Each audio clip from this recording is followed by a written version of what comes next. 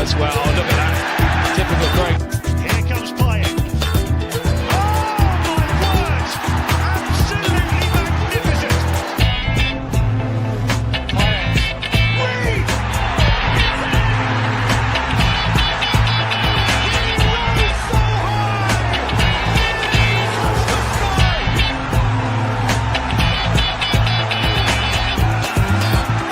2-1 down! 3-2 up! It's meant to be! It's surely meant to be! Incredible! Be a long night. Paquetá, he's played it through, and Bowen's in. It's up for grabs now. He's done it. Good evening, everyone. Welcome to the Sunday Night Takeaway. Hope everyone's cooling down, at least if they can, doing it. It's muggy heat. It's unbearable at the moment. But other than that, good to see everyone here. And, of course, as you can see in the panel, we've got some nice, friendly faces, as always, with Jez, Fuzzy, and James from E20 as well. How are we all doing, gents? Yeah, I'm good, man. I'm good, yeah. It's nice and warm here. Enjoying the break. It's lovely. Had a lovely day out today. Lovely little lunch and everything. Burnt back in the neck, unfortunately. Stupidity. But that's the way it goes. But I just want to throw this one into you, gentlemen. Right? How mad are YouTube? I did a stream the other night, which had over 2,000 views on it whilst live. And then my intro, which some of you may have seen and not have seen, it's all about Arsenal. And the next morning, I went and had a look and everything, and it's got a worldwide block, right? Worldwide block. And I thought, what's this about? What have I done? And because apparently YouTube have said in my intro, I am showing a game in 2016 of Southampton versus West Bromwich Albion. And I thought, what? It's all Arsenal. The only 3 to 4 teams in that are Arsenal. It's all mainly Arsenal Spurs, Arsenal Chelsea, Arsenal Everton, and Arsenal Newcastle United. So they're obviously confused Newcastle United with West Brom. So I've put an appeal in, which takes up to 30 days. You know it ain't going to work because you know it will get refused. And this apparently is a Premier League copyright appeal. What a load of bullshit. That is YouTube, right? That is YouTube doing the usual YouTube shit where they don't want to pay you. And it's absolute. I thought, well, yeah, I get it. If it's an appeal or a copyright for Arsenal, Spurs, or any of the games that I show in that intro, I understand. But to say it's Southampton versus West Brom from January 2016. 2016. You know what I'm saying? It's 9 years ago, man. It's absolute bullshit, this YouTube. I swear it down. I wish somebody would come up with something better. Hopefully I don't create an intro that's got a blade of grass in it that could be too similarly likened to a blade of grass at Old Trafford during an official game. They might send police to my house and have me arrested for severe breaches of law and conduct. It's mad, honestly. You sit there, you think, well, I've just done a nice stream, good views, you know, and all that sort of stuff. And the other thing is, in there was a few super chats. I lose all of that. Wow. That all goes. I'm not talking hundreds of pounds here, talking about 15 quid. But that all goes. I lose all of that because they'll snuff all that. Wow. And I'm thinking, you know, because I thought I knew it couldn't be the music because I bought the right to that music, right? And that music, YouTube wouldn't even know where it's from anyway. It's from a very small North London band called The Herd, and I thought, I've had this before with my old intro, you know. And I'm thinking, man, they'll do anything to kick you in the bollocks, and it does piss you off, really. But there you go. Has that happened to you yet, James? Listen, I learnt my lesson a long time ago doing that, mate. Yeah, come at me with the stadium there, YouTube, you bastards, mate. You ain't gonna take the intro away from me. It's happened to me before.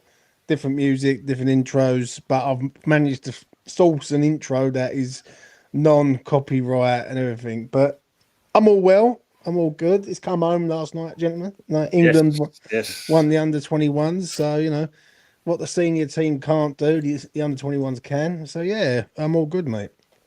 Good man. Good watch along you did last night as well, James. A fair play to you on that one. I must Especially in that admit, heat. this room that I was in, yeah, I got 14,000 views. I was quite proud. It's probably the biggest stream I've ever done, like as in views. I was like, whoa, blown away a bit by that. But in this room at the time where I had to cut out all the light and everything, I was like in a fucking sauna, mate. So you know what? Commitment to the YouTube, baby. Commitment to the YouTube. But yeah, it was all good, man. Yeah. And Jez, I know off you had on that because the man above you and that managed to put a clip in, and as soon as the video finished, yeah, I got that block as well because it put one of the referees up there for a Premier League game, and all of a sudden, bang, straight away, block. They are fuckers, man. Honestly, seriously. Man. Before we carry on, though, as always, let's say hello to the great people in the chat. So, of course, big up to Matty, usual. Good to see Steve Cox again. Iron Disciple, big up to all of you, mate. Good to see you, and hope everyone is all good. Ray, good evening to yourself as well. Matt said, big up to you, sir. Steve saying still awake, usual, so good. Hope you're well, mate, which is brilliant. Iron saying it's on the mid-80s here, but no breeze whatsoever. Exactly. It's muggy. Muggy as anything. And yeah, great result. Me, me yeah, I can see your fan. Yes, I see that in the background. Iron Disciple saying the sun is hot here. There's a breeze off the Hudson River right now that's making me want to get a yacht. And some Bill Withers or George Benson's breezing blaring up the river. That's not a bad shout. Although usually it's got Rod Stewart singing live on BBC One over here right now. Glastonbury, yeah, of course, yeah, that's on, isn't it? Yes, and it's already caused a bit of debate already, isn't it? For one artist saying something. I don't know. Mate. Yeah, we won't go on. It's in the old political kind of right in your face at the moment, so we won't say that part. Iron Disciple saying I took my one dog who can't walk, so we're in a dog stroller. I've seen them. And the other one, at least yesterday, people were staring at me like I was nuts because with the overhang, you can't see into the carriage. This is all good. Yeah, congrats to the under-21s, as James said. Steve saying exactly the same thing. Great result. I mean, it was a brilliant game, though, James, wasn't it? I mean, end-to-end at the end of the day. Yeah, it was very good, mate. I was a bit gutted because I had England to win 90 minutes and they decided to fuck it up, but they decided to get it done in the end. I've got to be honest, I think West Ham need to target a few of them players in the under-21s. Harvey Elliott is a player that West Ham should be looking at all day. Like, do you know what I mean? If he ain't going to a big six side, he should be coming to someone like us. I think there's other players in there who played really well. I thought Charlie Cresswell, give him a shout out. I thought he was excellent. Everything that come in, he threw his head on everything. He's not the best defender on the ground, and he ain't the fastest, but in the air, he's very, very good. You want someone to head the ball away all day, he's your guy. So he reminded me a bit like Maguire a little bit. Not great on the ground, like not rapid on the ground, but in the air, he's solid. So yeah. I mean, I just said, we're going to get the under-21 kids, Tyler Morton, as well. That's another good shout. Yeah. Fucking be lucky to sign anyone at the minute. We'll come on to that to our three clubs. I mean, a couple of the fullbacks for the German team didn't look bad, did they? Yeah. That was all right. Don't get me wrong. But I think their centre forward's a bit overrated. I don't think much of him. He's going to Bayern Munich next year, so you know, it is what it is, I guess. But probably stays there. Good evening, Damon. How are you as well, mate? Jez, I mean, I'll come to you first of all. I've seen, obviously, you've done a few shows. Are you going to get any players over the line at the moment? Because it seems that most of them are on this merry-go-round. Well, apparently, mate, 1st of July, we're going to announce all these players. Zupermendi, done deal. Sesko, done deal. We're now looking at Eze. Yeah, I mean, come on, man, it's all bullshit, isn't it? I mean, what are we doing here? Yeah, it's the same old roundabout, isn't it? That we as Arsenal go through this loop every single window.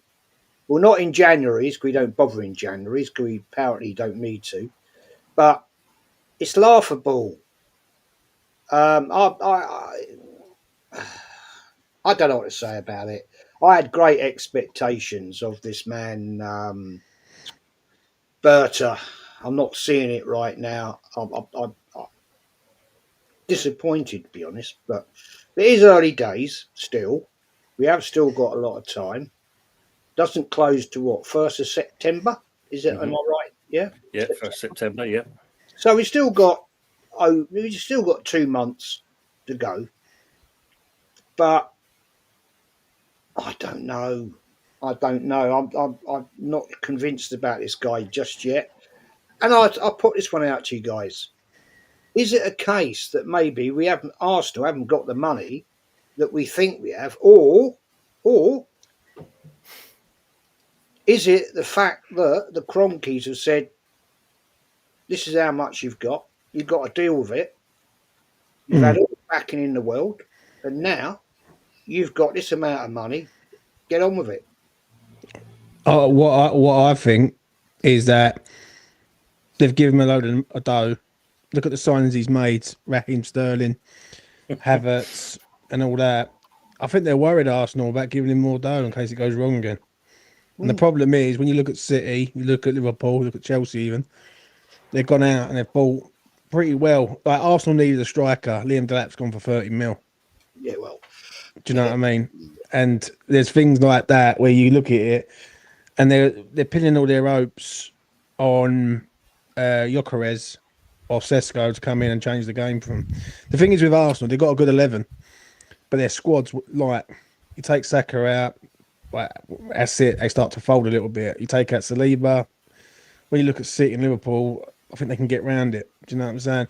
And the gaslighting also in all sort of fan bases really is fucking terrible. Like, I'm not going to lie. I see something the other day about, obviously, you signed the Brentford midfielder, innit? To replace sort of Jorginho. Newdegaard. Yeah, decent player, but he's a decent player for us. He's not a decent player for Arsenal, if that makes sense. Like, for Arsenal, Arsenal should be going for someone who's, like, coming up in the world and, looking to sort of get in there and stake a claim, not bringing someone who's sort of done their time at Brentford. Yeah, it's a step up for him, but I'm not buying that one, man, at all. Like, I think that's just a sideways step. And, like, you take Thomas Partey out of there, and Partey, for what he is a very good footballer. You take him out and you're bringing in someone else in who's nowhere near on his level. Do you know what I'm saying? So, I don't know. Midfield, James, isn't he? Yeah. I mean, we're looking at this defender from Valencia.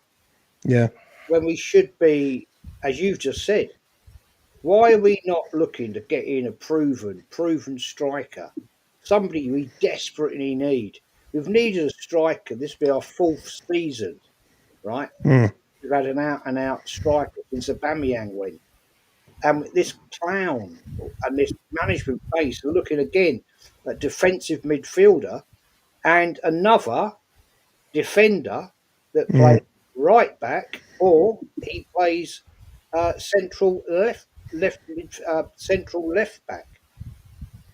I mean, seriously? Yeah.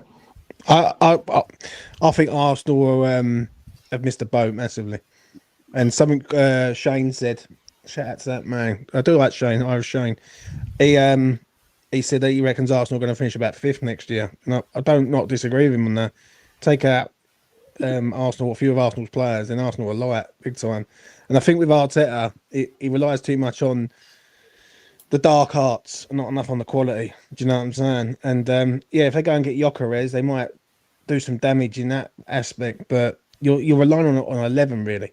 When you look at Arsenal's 11, very good. When you look at their squad, it's very, very light with personnel. And even the goalkeeper front, like they've gone out and got Kepa, which fair enough, ain't bad for a lone goalkeeper, but it's not exactly, you know, you're supposed to be trying to compete with City and Liverpool. And when you look at City's bench and you look at people like even Rodri just coming back, it's just mad how much quality that they've got. So I don't know, mate. The same thing's with us though at the minute. Like, I'm going to be straight. I had a row with someone yesterday on X, and I've got to fucking come off X, really, if I'm being honest. But I had a row with someone on X, and they're trying to tell me about Dominic Calvert-Lewin. It's a typical Sullivan signing. It's a typical signing that we get rid of Mikel Antonio tomorrow, which he's going. Going, yeah. And then you got Dominic Calvert-Lewin on a free. He's a name. Sullivan's going to probably offer him high wages. It all depends who wants him. I don't think he's a Potter signing, but it'd definitely be a Sullivan one. And people are very naive to it, and I just don't understand why. It's happened so many times over the years. The problems, mate. Problems at our club. And the thing is, I done a video the other day, and I had so much backlash and heat off it, Tone, on the Antonio one. Right, I've done a little mini Antonio video, and some people say, "Oh, you don't need to talk shit and all that," and that's part and parcel of it. Yeah, it's all about opinions. But the thing is that if you can't work out David Sullivan now, you're never going to work this fucker out ever in your lives. And I'm going to be straight up. Like, I can show you the door, but you're usually the ones who've got to walk through it and see it for yourselves. Like for me, I don't know who West Ham have got lined up. I really don't, and that's the worrying thing for me. Like, this is a major rebuild, and we keep getting linked with players, and it's denied. Now, we need to be ready on the 16th of August. West Ham better not, and I do mean this, they better not be doing all their business at the end of September, because our first 3 or 4 games are quite tough. Like, Sunderland away is going to be tough, right? Whatever people think of Sunderland, that's going to be a tough opening game. They're going to be up for it straight away. And then we've got, Tottenham in there, we've got Chelsea in there, we've got Palace in there, and we've got Forest away. So, we're going to have to sort ourselves out pretty sharpish. Otherwise, it's going to be a downward season in the first fucking month. Yeah, it's not good for the first couple of months. I agree on that one, and like I said, I've said my point on that. I think 4 points if we're lucky, but we'll see. But I'm going to come to Fuzzy in there because you mentioned one of the players there. And it's good evening to Frog and obviously Pitwin in the chat. I will try and catch up as best as I can do, so someone will be whizzing through, but I'm not kind of dismissing you guys. James mentioned about Gyökeres. Is he or isn't he coming to Man United? I would like to think that in the world where United don't really have to worry about raising funds or selling players to afford the transfer for Gyökeres, that it's a case that you go to a party, right, and you as the bloke, Gyökeres, you see the painting on the bar, but she's sort of surrounded by a load of other guys, right, players. So you go and you try and chat her up. You're like, I'm interested in you. I would really like to go on with you. But she turns around and says, no, I'm going on with this. I'm going on with this guy. That's Arsenal and their relation with Sesko. And Gyökeres goes, oh, for God's sakes. Well, I mean, she looks all right. I wouldn't say no to going on with her, right? But no one else is really talking to her. That girl's Man United. So it sort of feels like it's in that scenario, but I wouldn't say no either way. All right, I wouldn't say no either way. Like Gyökeres to United, I'll 100% do that because on the premise that we probably the worst asset or the worst factor of United last season was goal scoring. Like no one knew how to finish in front of goal. Nobody. So if you introduce Gyökeres into that team, you're buying him for the sake of the goals he scored. Right? You're looking at a stat that's important for a striker and going, that's in form, we're getting that. And by simple principle, as long as you have a good system around him, that should continue, maybe not as much as you do in Portuguese leagues, but definitely as long as you've got the right support around you, you can find all sorts in the Premier League. And if you've got 2 Prem-proven attackers that can score and create on either side of you, in Cunha and say Mbeumo gets done, you'd fancy your chances. You'd definitely fancy your chances, but that's exactly the problem when we come to talking price. We need to sell to buy him. Nobody wants to buy our players. Even PSV have said, "Nah, you're all right, mate, with Malacia." He came from. He didn't come from them, but he came from a direct competitor in final. Yeah, but you're So, going to like, sell. You're going to sell a couple of players, aren't you? You're going to like Garnacho is probably going to be out the door this year. Ericsson's probably going to go. What do you Ericsson's make? gone. Ericsson's gone. So what Yeah, about Casemiro? released. Casemiro, I think we've had reports say that he's looking like he's going to stay for one more year before he probably ups and leaves. Not to say that that's a bad thing, because I was looking at it from a perspective that if you sell Casemiro, you're signing a player to replace him in the Yeah. squad. Not like quality for quality, but just a player that would take his squad slot. You then also have another midfielder you bring in who can rotate and play alongside, just to really stop the potential of having an underwhelming midfield that can get easily played through. You Yeah. want someone that's quite fresh in there, that can do that can be there defensively and also have a bit of something in the locker for building up play. I think Douglas Luiz has got qualities to do that. Biggest question marks about him is that the injury concerns. I mean, he had 5 injuries last season alone. However, it's a bit of a weird one because he doesn't have injuries prolonging from season to season to season. He sort of has a really bad season, and then he's completely clean as a whistle for like 1 to 2 seasons. No injuries at all, not even missing a single game. And then the next season, plagued with injuries. So, bit of a weird one, but I think for the quality Premier League experience with Aston Villa, 27 years of age still, it's definitely worth doing. And I think with potential that could have been with the Sancho swap, doesn't look like that's happening anymore. That would have been a really good deal to make, because Sancho's a player we need to get rid of. You're bringing another player that you could definitely do within. So that could have worked out for us, but unfortunately not. You have to do things the long way. Yeah, but what happens though? And this is like an Arsenal Man United thing. But what happens if Man United beat Arsenal to Gyökeres? Because that becomes a different ball game altogether then. Because Man United really next year have got a free hit. Massive free hit. No European football, like 1 game a week. That will benefit Manchester United down to a T. Yeah. I'd say from a rebuild perspective, yeah. But also, I say if you get Gyökeres in that team with the likes of Cunha and Bowen, just a complete overhaul of the striking department. Yeah. That, to me, even if you say, well, it's a free hit, focus on the league and everything, that also does mean that your managers and such has nowhere to hide, because where your players were shit in the bed in front of goal last season, you've got 3 players that are very, very, very good in not messing stuff up in front of goal.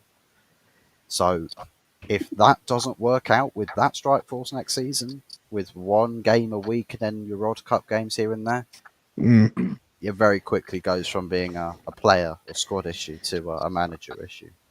Really, really quick. Yeah. And any good evening to you, mate. Welcome in.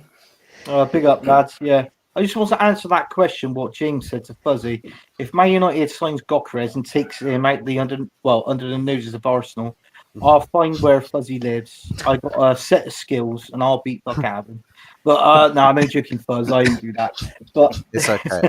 I'll cover all my doors and windows with ladders, because I know you're not good with it. no, I'm not good with ladders. Yeah, we've heard. Big up to the people in the chat. Yes, I'm 3 away from hitting the 1,000 mark. So thanks so much for putting the comments in there. Although Harry does say, when I get to 999, everyone to unsubscribe at the same time. Very kind of you, Harry. We'll crash the show. Damien's got a question for me and James basically, and he's asking which youngsters are you most looking forward to seeing in pre-season? Well, if that's for me, that's Potts, obviously. Freddie Potts. Obviously, Skulls next year it was going to be more unleashed, so probably him. I'm a bit concerned with West Ham because we're either going to go all in with the youth, or we're going to let them all go. The thing is, Freddie Potts' time is now. If we don't look at him and think, right, he's going to start for West Ham, then if he can't get in the squad now, when he can't get in the team now, then there's no chance because the team's awful at the minute. Like the midfield's awful. So Freddie, Skulls, and probably that's it. Earthy, I think, goes out on loan. I think Marshall probably gets sold. I think Marshall goes to a championship side and they pay £1 million for him, maybe 2 at best. And then you got Orford. Orford's a tricky one for me. That's one player that I'm a bit on the fence with. I think he needs a loan, but I don't know what loan he needs. I don't know whether he needs a championship loan or a League One loan, but he definitely needs a loan of some note. So that one's on the fence for me. I think if you look at it, if it's a championship one, I mean, that's for the experience. But if he wants game time, then it has to be a lower league. That's the way I see it. Because that's the only way he's going to get real hours in. If he goes to a championship club, he's only going to come on bit parts. And it's going to be good for the experience. But really, like Earthy had with Bristol City, he got an whole season out there, did well there. And then you got to look at Potts. He's done well at Wickham, he's done well at Portsmouth. So in certain respects, he's done his time. Now it's time to bring him in and let's give him an opportunity in the first team. Yeah. No, send him to Man United, improve them. They're fucked.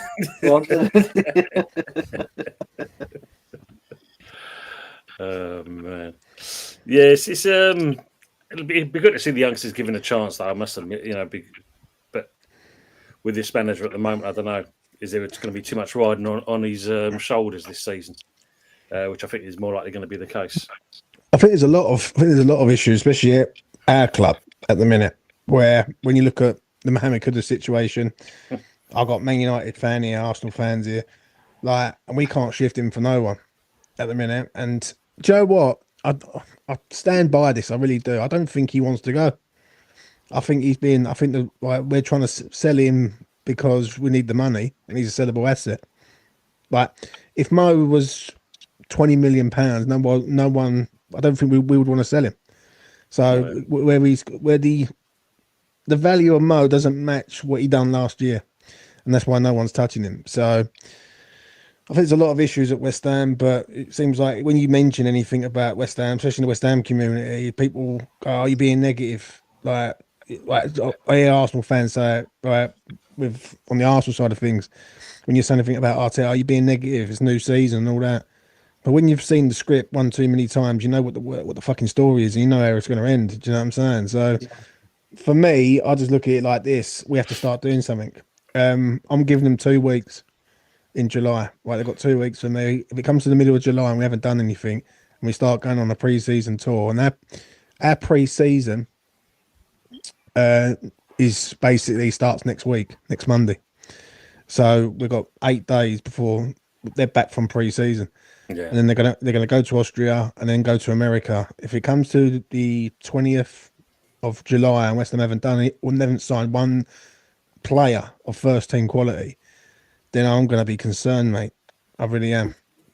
I think relegation is on the cards here this year. Honestly, I really do. I'm in the same frame as you. If this doesn't get it right, then it's not looking good. Put it that way. And we don't want to think it, obviously, but we know it's gnawing at the back of our head. I think that's the worst case. Obviously going to with Anthony and Jez. Obviously with Arteta and Arsenal. Would you say this is a make or break for Arteta? Definitely. Go on, mate. Go on, Anthony. You go first. Yeah, definitely. No, thanks. Yes, yeah, definitely. It's make or break time for Mikel Arteta. Definitely. We signed these players. The one of them I don't get is Norgard. I've already told you my opinion on that. I don't get it. Why you're spending about 10 million to bring in Norgard when you could have just extended Thomas Partey's contract. Do you know what I mean? It makes no sense. And then obviously look at better players. I do get that Arsenal needs depth because obviously we got Jorginho.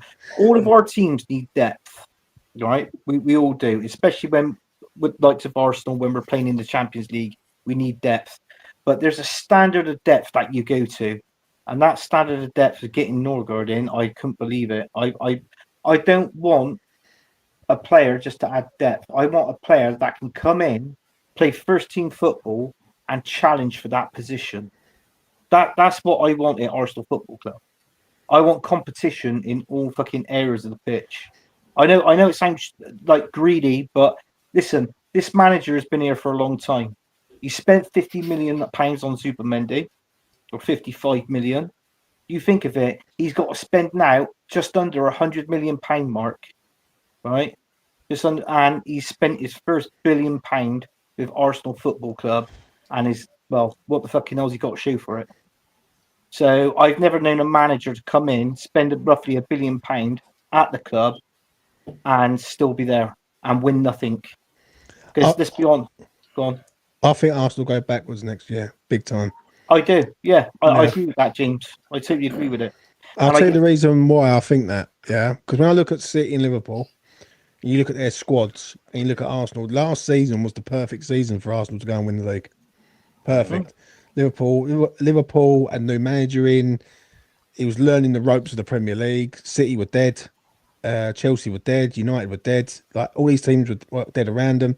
And what Arsenal had to do is maintain that sort of momentum from the previous season when they finished second to Manchester City. They would have won the league. The issue is that with Arsenal currently right now, is I think they're split on Arteta deep down. And it runs in the fan base. Like I speak to Aaron, shout out to Aaron in the chat, and obviously Jez when he jumps on Aaron and stuff, and all the boys on there. And I see it from afar that they're very split down the middle. Half of this fan base want him to succeed because if he doesn't, they're all going to be looking like fucking idiots. And the other half of the fan base have said, right, we've given him enough money, enough time, where we're going with this geezer. And that's the problem. Right? I think his time has been and gone. I don't think he will get it right next year. When I look at Arsenal next year and they're third favourites for the Premier League, I just don't see it. And I look at Liverpool and City, and I know things can happen in a season, but Liverpool didn't really get out of second gear last year, really, and they won that league pretty much just making sure they won their games and everyone else fell apart around them. So, do you know what? I think Berta, and I think with the Arteta thing, I think this year is just like we're going to see what Arteta can do with the squad he's already built, and I think they're going to bring in players to sort of subsidise that. The issue is would it be good enough to get them over the line? And the thing is, if they go and win a Carabao Cup, I don't think that's enough. No. I think if Arsenal go and win a Carabao Cup or FA Cup, that covers him for another 2 years. And that's the problem. Right? I don't like to say it, and don't say the pun, but it's all or nothing. I mean, Amazon Prime 2.0. It is. Like, do you know what I'm saying? That's why Thomas Partey's refused. He would not sign a contract because when he was at Atletico Madrid, the rumours was him and Berta had a massive falling out at Real Madrid. Okay. So obviously with Berta coming in, Partey's like, well, I'm going to keep Sturm now until the end of the season, and then I'm going. Yeah, and if that's the main reason, I get that. And then obviously we signed a player from Brentford, Norgard, who actually badly injured our left winger Martinelli and took him out the game for a while. So the thing is a bit of like, do you know what I mean? There, yeah. The thing is with the Norgard signing is it's a good signing for someone like us. That's a good signing for us. Like we need a good side central defensive midfielder. I don't think that's a good enough signing for Arsenal. And do you know what? I don't like to say this, but fucking hell, he likes to go for cast-offs, Arteta. He's not right. The only one really that he's signed, and I might be wrong, Jez might correct me, yeah, but the only one where I look him and I think he's signed where he sort of scouted him from minute one is Rice, who's young, up and coming, ready to come in there and go into the role.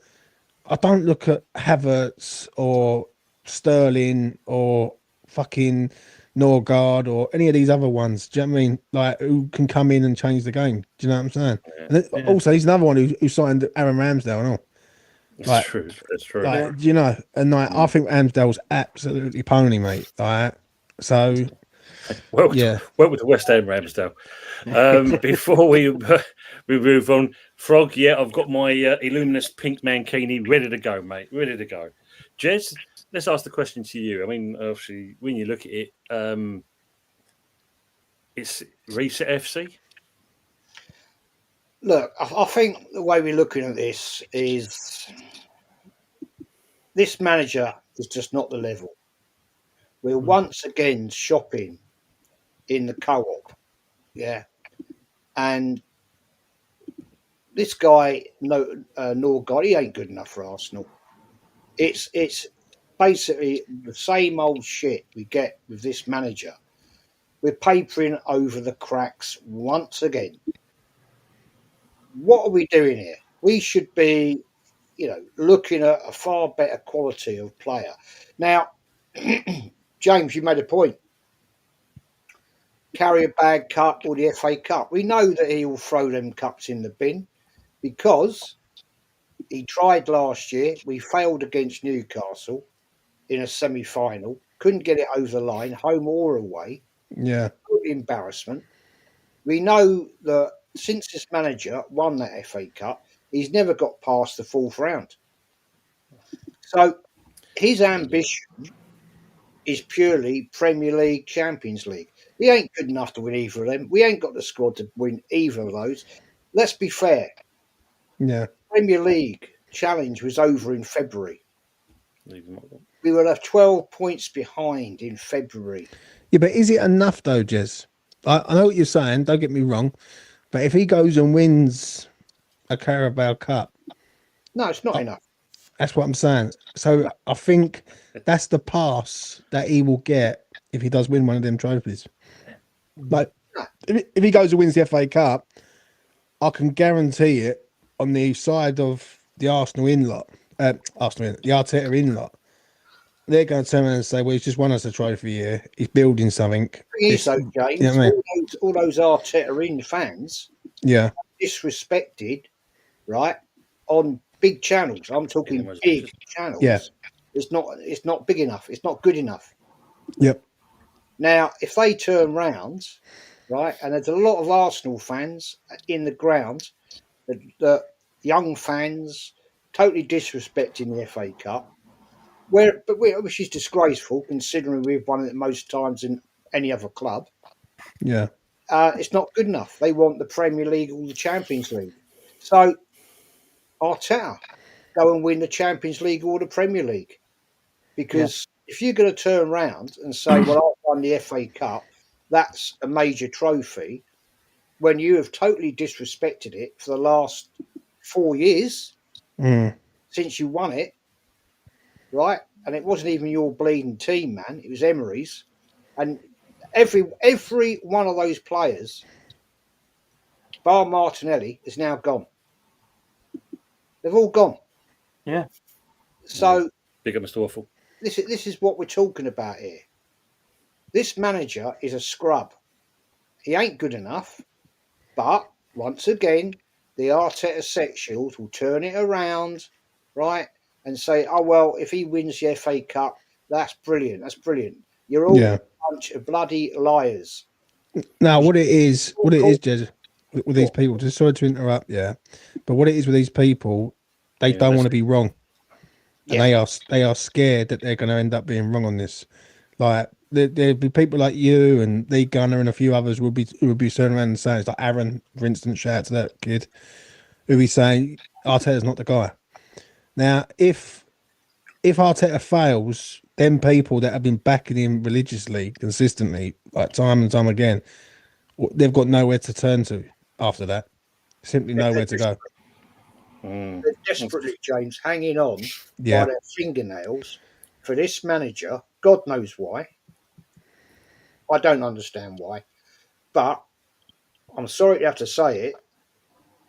It'll be another crap window, right? People are saying, "Oh, Zupermendi's coming on the 1st of July." Okay, I'm not holding my breath right now.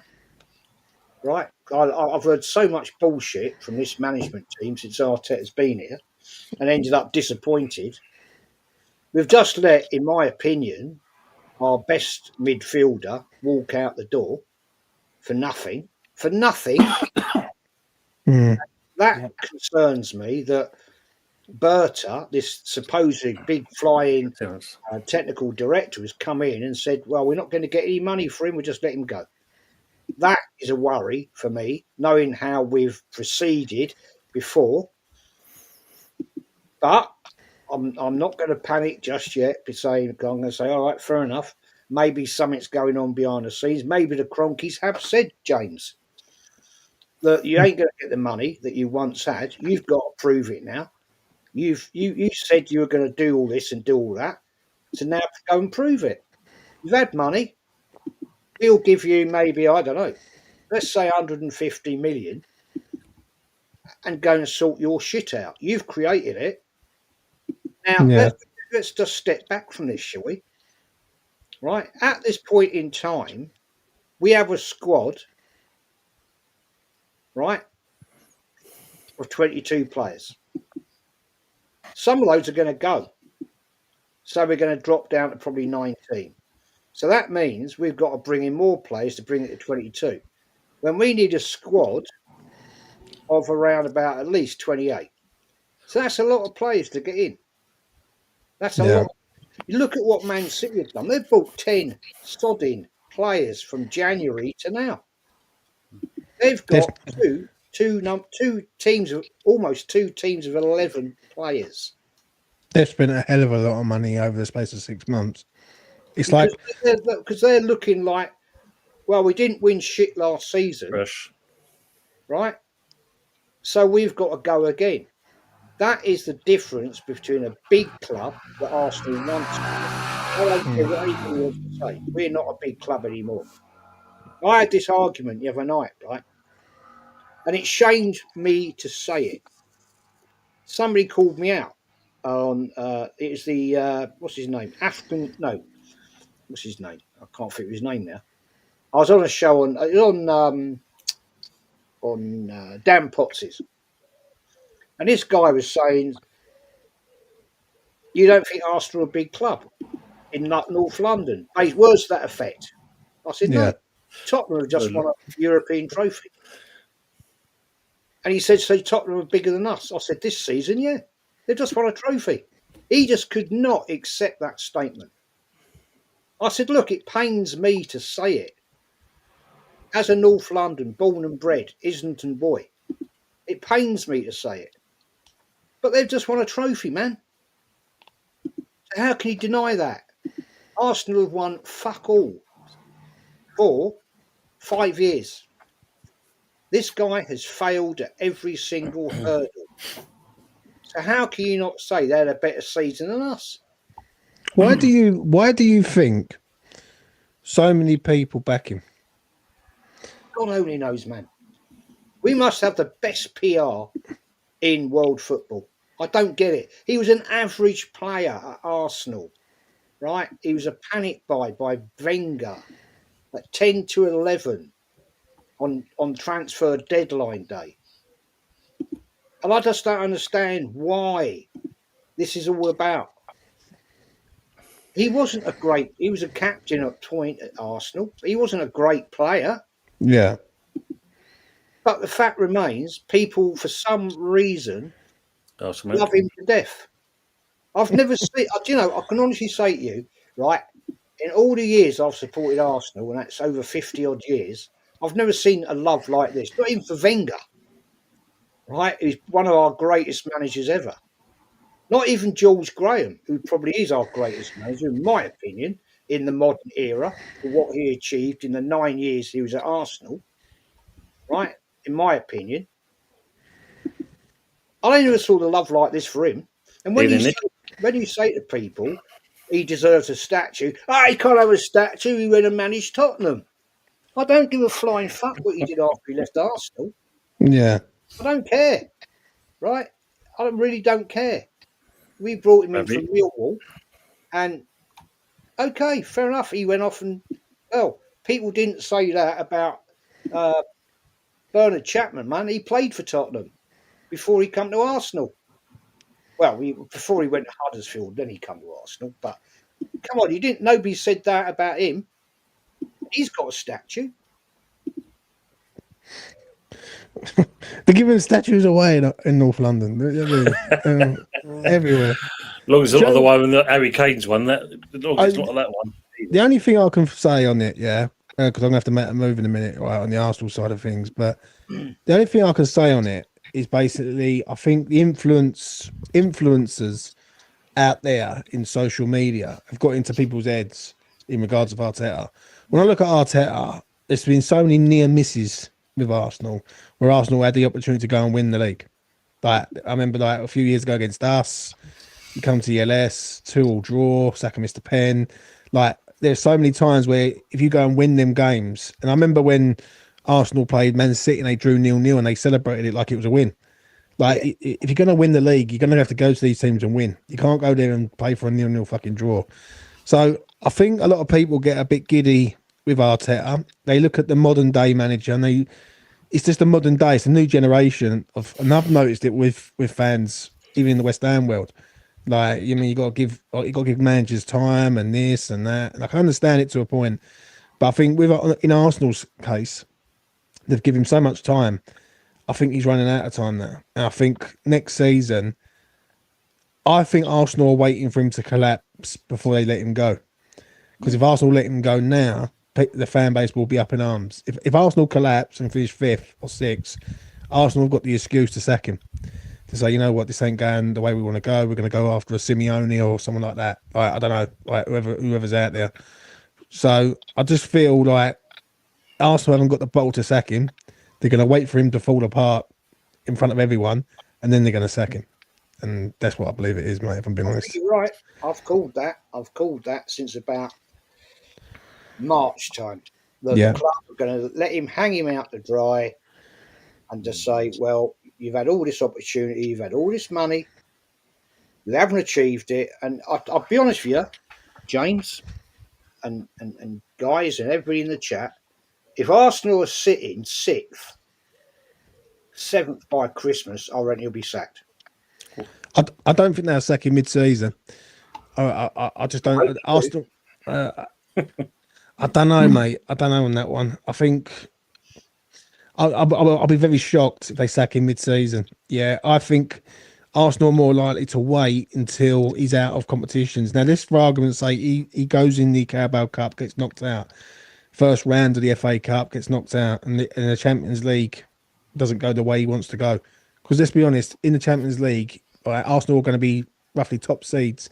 So Arsenal should always get out of that group, whatever group they're in. Yeah, obviously there is the odd group of death where you get the odd sort of team in there that sort of can make it a bit awkward. But I don't think Arsenal will sack him mid-season, mate. I think Arsenal are waiting for him to fail now. Yeah, but I think they've gave him the tools. They said, "Come on, we believe in you. Okay, we've got no more money." And now I think Arsenal are waiting. Yeah, because I think with the Berta thing, and I jump on Aaron's thing from time to time, and I make Aaron right on this. It's very weird. Like, Berta comes into Arsenal, he must really know what manager he wants. I don't think Arteta's the sort of manager that he wants. So maybe I'm looking at it too in depth, but from what I see from afar, I see two sets of fans. One's going with the tide and saying this ain't right. There's a change needed. The other ones are sort of more interested in Arteta than Arsenal, and that's where it is. Like, it's when you mention Arsenal, everyone mentions Arteta first. Like, oh, you got to back him. And AFTV are the worst ones for that, I think. Like, they've got this propaganda thing where they sort of promote Arteta like he's a messiah. It's on £15 million a year. That's a lot of dough for a manager that ain't won you a trophy since what? Fourth highest paid manager. That's what I'm saying. Fourth highest manager. We would love 15 million a year, wouldn't we? Cool, mate. Not half. I think the owners are happy with him. The owners are happy with Mikel Arteta. Let's be honest. We're American owned, right? Let's just call the facts. Let's just lay the cards on the fucking table, right? Yeah. Don't worry about it. Like, obviously, if people get offended or anything like that, what it is, fans are set mediocre. They want mediocre. Jez has touched on it before. As long as we qualify top 4 for the Champions League, not win a trophy, right? And then all the money, all the revenue comes in. It's all about the revenue today. At Arsenal Football Club, that's what it seems like. It's more about the revenue and less about the trophies. That is what it's like at Arsenal Football Club. And call it.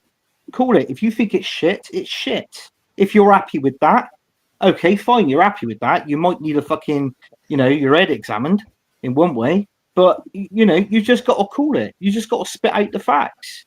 I mean, I'm sorry, but I keep this. I've been fed up of watching all these streams, all these shows. Oh, we're interested in this player. Oh, Ez is on his way, and Martinelli's leaving, so that could free up Rodrigo to be on the left. Let's face it. Let's face facts. All these players that we are interested in, and all what we see, what other shows are saying, all these transfers is absolute bollocks. Until that player is actually there, holding up the shirt, signing the fucking contract on that dotted line, right? That's the only time when to do a stream and say, "Look, we've done it. We've got this signing over the fucking show." Listen, Tone's just got 1,000 subscribers, yeah. I just subscribed to his channel, yeah, on my other account. So he just get 1,000 subscribers, yeah. So well done, Tone, for that. Right, Tone, I've got to make a move, gents. It's been a pleasure. Thank you, mate. Let me just go and get me pink mankini, James, before you go, mate. No worries, mate. Other mankinis are available in all colours. I did a right said Fred, but right said Tom. Jesus. Yeah, James, as always, thanks for being in the show. As always, no worries, mate. Take it easy, gents. Yeah, all the best. Thanks again. I'll see you, James. Yeah, Jesus, Tony and a mankini. That's more like wrong said Tone. And it's a pink one. It's a pink one. Luminous pink. Glow in the dark. Sure, it's not a rainbow one. Oh, that's on a Wednesdays. Just. No, you could wear that one when you're on the review show with Budgie. Yeah. Good evening to Nick from Claret and Bruges. Yes, mate. Tomorrow and the next day is still going to be in the 30s. It's going to be muggy as anything. So yes, not good at all on that. But thanks for being as always into the show. I mean, Fuzzy, we haven't come to you yet on this question. I mean, Amarin, you've got a couple of players over the line now. Obviously, you've had Bruno. Well, you got this. Do you think, third time lucky, you're going to get him?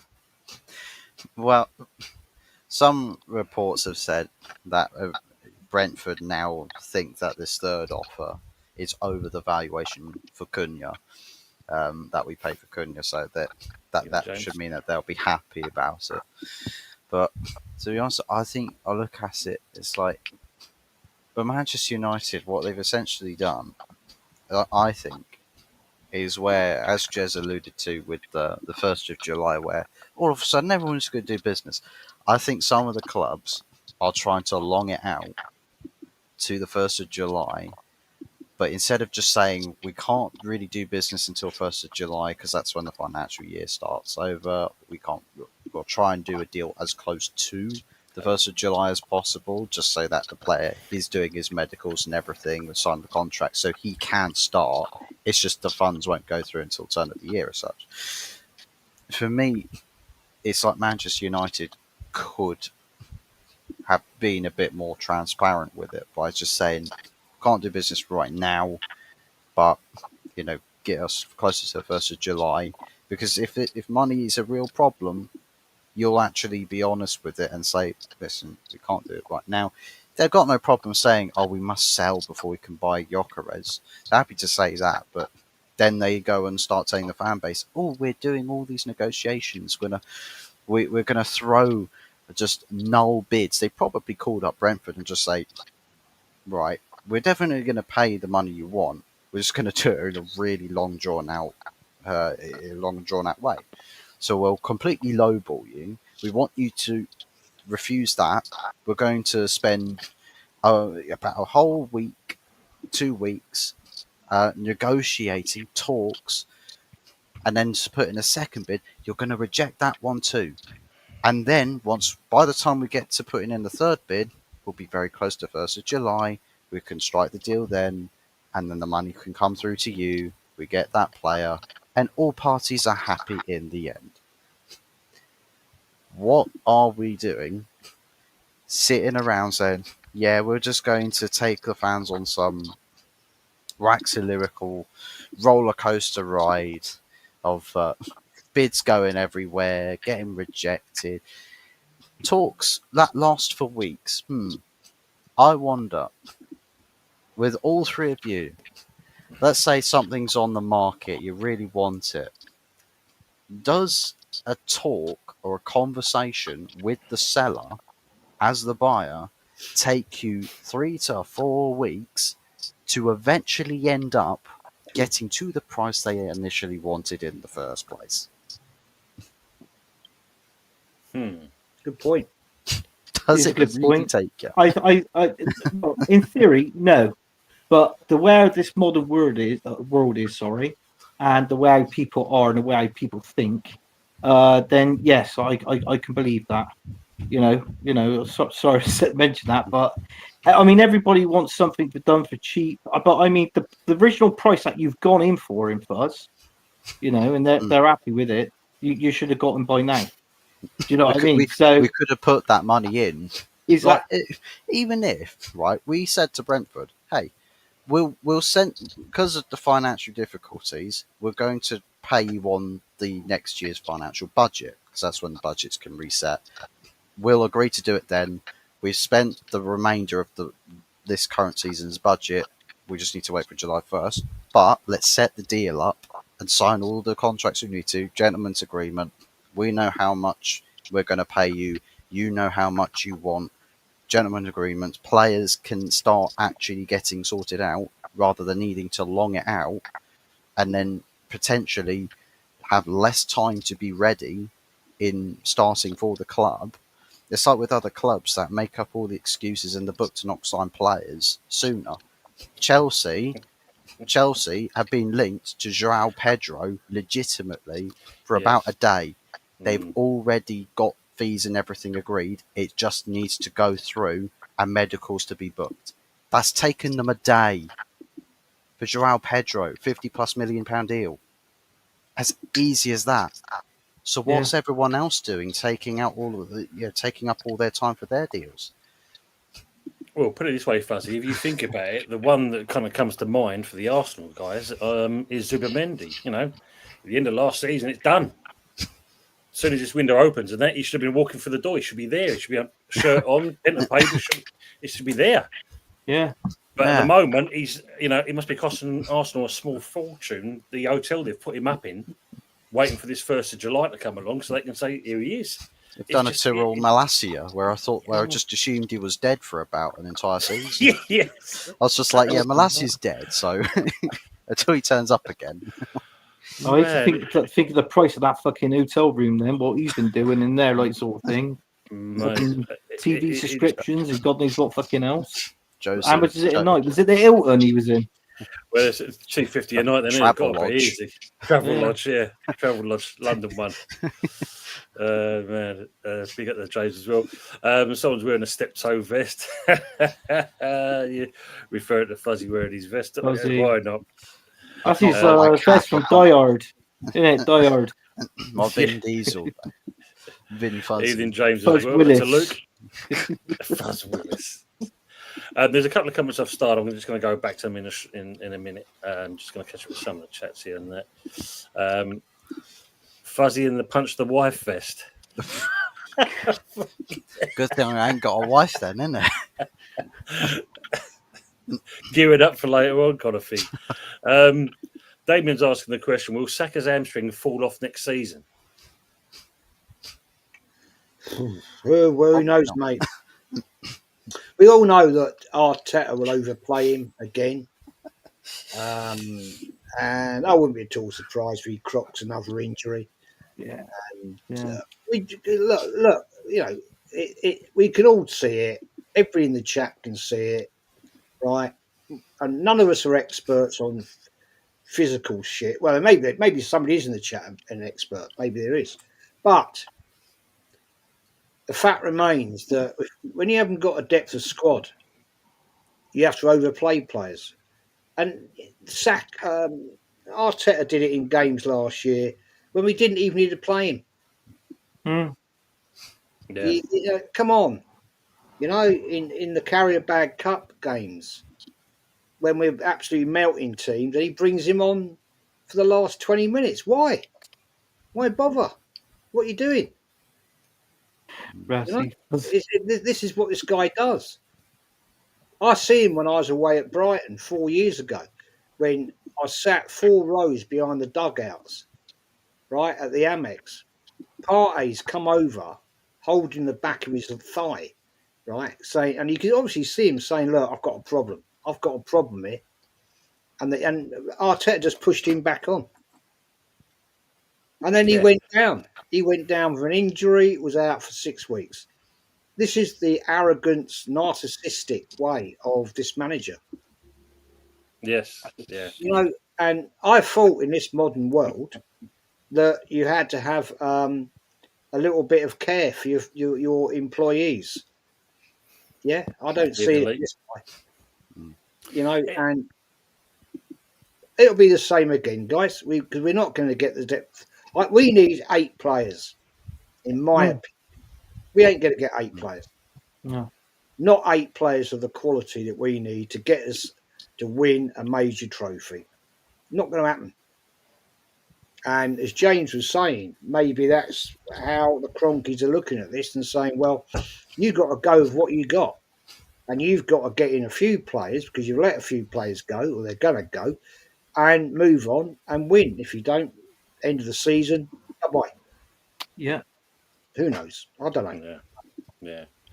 It just doesn't make sense in that, because we saw it with Owen when he got his injury. He wasn't the same player. Saka's obviously younger than Owen at that point, but they're still. We all know it's a physical game out there now. They're more athletes, but if he's not got the pace, you've got Wanyeri doing nothing base. He's sitting in the background. That's supposed to be a cover, and he's not even really being used by Arteta still. So, and what was that for? Because he turned up late once for training. Well, I'm not being funny. Do you reckon the punishment for that is long? Well, it's lasted long enough now. The problem with your manager, mate, you've seen it in, how many times have you seen it with certain players? You saw it with Balogun, you saw it with Smith Rowe, you saw it with Martinelli. I think even Sleeve at one point, and of course, then you saw Guendouzi, off he was shipped straight away.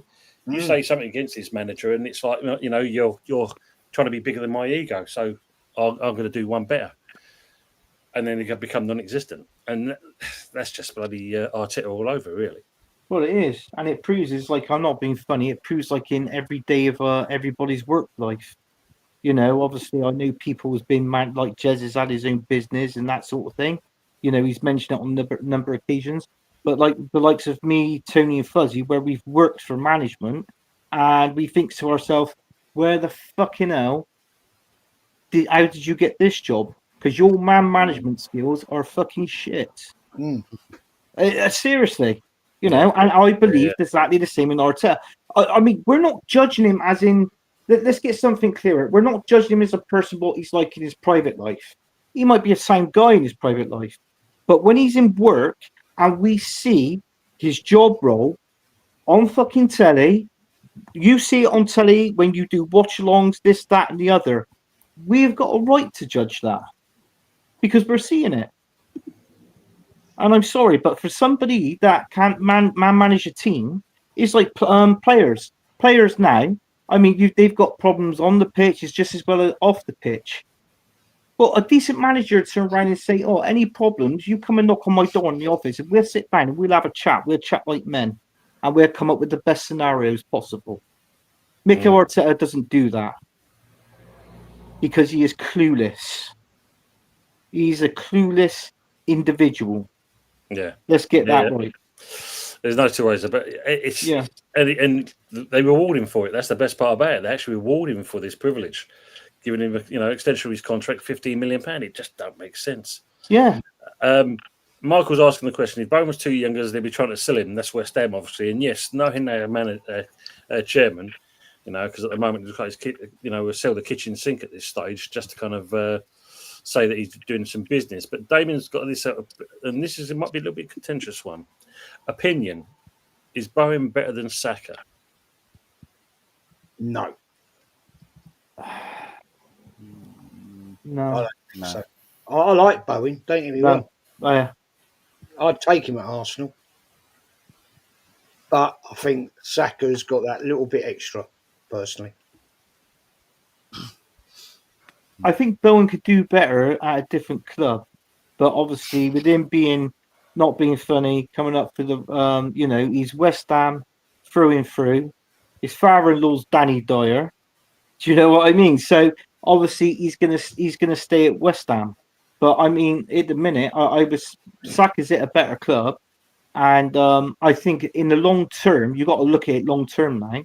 Saka's got more to offer than what Bowen has. Because what's Bowen now? He's what, 28? 27, kind of 28, yeah. Yeah, so you got to think. And don't get me wrong, Tim. You know what I think of Bowen. I put it down in the chat how many times. Oh, we're gonna have Bowen. At Arsenal, you're like, yeah, fuck off, Anthony. But but it's true though. I do like the guy and I do rate the guy, and I would have him playing out on the left and for Martinelli.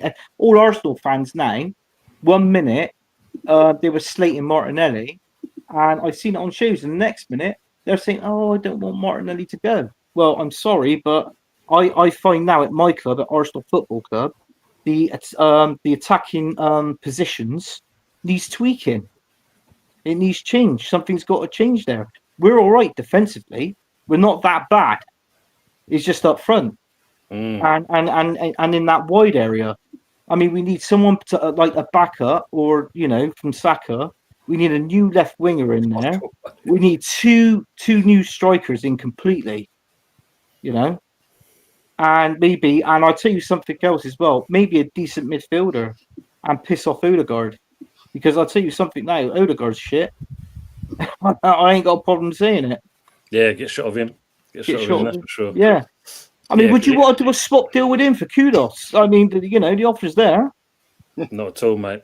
Not at all. I mean, No, I'm trying. the fans are turning him, I think, more than anything else. There's no pleasing you, Tom, is there? No please. Man U versus West Ham, 26th July on Sky Sports from America. So we're looking out for that. From Australia, good morning, should I say, to David Shear. Come on, you fucking Spurs. Froggy, good morning, he's saying as well to him as well. Michael's saying our pre-season games are all live from USA at silly o'clock times. Because you use Arsenal off to Asia or China or something like that. You got your kind of you got your thing there. Nick from Clout and Bruiser saying, I don't think Cole Cavett-Lewin will come to us, mate, because obviously there's rumour that he's now parted ways with Everton. And as James said, though, it's a possibility, knowing Sullivan, he'll go in for a player like him. Yeah, he most probably would, yeah. Although we was looking at Cole Walker-Peters, and he's obviously blown us out as well, as he's saying. Dressed up on Potter switching targets again. So that's another target we've lost out on. Mark was asking the question, will Sullivan sell by date? If not sold, then stay next season? We'd love to see Sullivan out of it. Just like you want Arteta out of your club. And obviously, with no doubt, with Fuzzy seeing Radcliffe and the Ineos more clear off out of it, Sullivan needs to go now. This is just becoming unbearable at West Ham, what he's doing. What was the other comment I saw there? I think he's missing the loan, which will give him more confidence. That's obviously with the Skulls development and that. What was the other comment I saw there? Ravi's got a question. He's asking, are United losing their pull-on players, even though United's still a big name? I don't think necessarily Manchester United, the name's losing its pull. I just think if you're in Champions League, certain players will join you or prioritise. I think what it is prioritisation. Like, you can sign any player. If you haven't got the boxes ticked in their priority list, you can always sway them with a nice big paycheck. Because that's how a lot of players will be motivated at the highest level. So, yeah, I think Manchester United probably not losing their pull. Because, I mean, for example, Cunha wanted to join United, could have gone anywhere. Mbeumo wanted to join United. Could have easily gone to Spurs or Newcastle, both in Champions League. But no, just thought, well, Manchester United, fancy wearing their shirt. Gyökeres, he wanted Arsenal. Arsenal didn't want him. Could have gone anywhere else in Europe. Juventus were interested. Various other clubs could be interested later on in the window. Not say he could still go somewhere else, but what if he joins United and says, well, no, I'm happy being here, 100%. He could flat out refuse us. He could just say, no, I don't fancy going to United, but he's not. Yeah.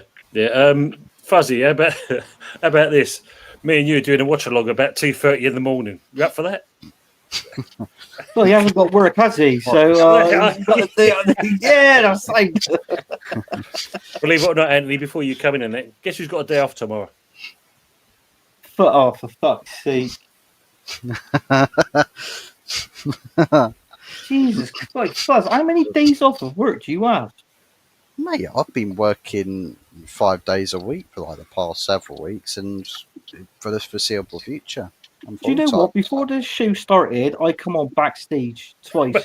Where's the vest? Twice I had to come off. I had my boss bring me up saying, "Oh, I'm doing a roof tomorrow on my fucking own." And he said, "Oh, I'm not coming in tomorrow because it's too hot. It's got to be 30, 35." Fuck me. What about me then?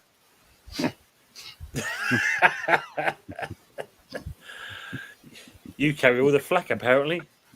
Fucking hell, yeah, I carry everything. Jesus Christ. Oh, man. Yes, Daz, it does indeed look Liverpool. I mean, they're serious, and apparently they've still got 212 million or something they want to go with. So you never know. Isaac, what's it now? About 4 or 5 players have signed already. That ain't happening, Isaac. He'll still be in Newcastle. I guarantee he will be. Yeah. But if not, then who else would they hijack? I mean, you never know. It could be the Gyökeres thing. You never know. That could be that'd be an interesting one. But I'm waiting to come up on my fucking telly. Breaking news, and is a striker. Arsenal signed Jez Collins for 120 million plus additional add-ons for a total of £100 million fee. So, Jez, get your scoring boots on. 20 goals a season. Hey, if you'd ever seen me play football, I was proper crap. Everybody has scored at least one worldie in their life, Jez. And I heard that you scored one, and it was a fucking own goal, but it was a worldie. Good evening, Glenn. Why do you think I became a referee? You can laugh at all the other players. Players, yeah. Miscues. I was crap at football, man. Shit. I was rubbish. I'll tell you who's very good at football. It's Kenny Ken. He was a proper good footballer. You know what I mean? But me, I was shit. I was crap. So, yeah. I'd love to take the opportunity, my friend, if you offer me the contract, but I won't be there for very long. I know that. I'll be pinned off after 2 weeks. I decided was asking the question: who's going to nab Kudos? Chelsea for a goalkeeper and 35 million. Who do you think is? Do you think, like, as James said, he reckons that Kudos a possibility he's going to stay? I mean, he's up for the move, but at the same point, I don't think he does. He's also up to kind of trying to see it out. But who realistically would you think would go in for Kudos? Good one. Well, is it 85 million? His buyout clause or something? So So if you look at 1st of July, his release clause gets triggered for 10 days. £85 million release clause. How much for? 85 million. 85 million. Everyone's going to wait until the 10 days are up and they're going to stick in £40 million bids. 85 million. Do you know, I'll tell you what, this will surprise you. Right? I reckon there's 2 teams that could be sneaky there. He's going to say Arsenal or Man City or Chelsea. It's going to be one of them. No. I reckon a sneaky bid could come in there from Leeds or Forest. Interesting. Yeah. Possibly. But would Leeds United spend that amount of money just on one player? So it went. Well, they've got money.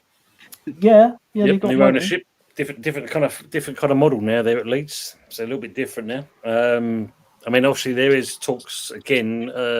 Eddie Howe is a great fan of Kudos, and I suppose it all depends if Gordon is going to be moved on or Harvey Barnes, whatever. Would it free up a space there for Kudos? Chelsea, yeah, we've heard this one where player plus cash or players plus cash. Then, of course, there is obviously you and Spurs coming in. They're reportedly 50 million for Kudos. So long as Arsenal come in with that plus £1 offer, you never know. It could be your player. Okay. Yeah. And then you've got the likes of fucking West Ham offers £4 and a penny to have a chat. Another team we've forgotten about here. Another team that's got money. Another team that's got promoted. Sunderland. They've got money. They got money. They've got money. But you know what, Jez? I'll tell you the truth. They got just over £200 million for winning that playoffs. Plus, they got 35 million for selling Bellingham to Borussia Dortmund as well. That's 35 million pounds plus additional add-ons onto that as well. So so they have got money, Sunderland. But I bet you they won't spend no more than £40 million on a player, or 35.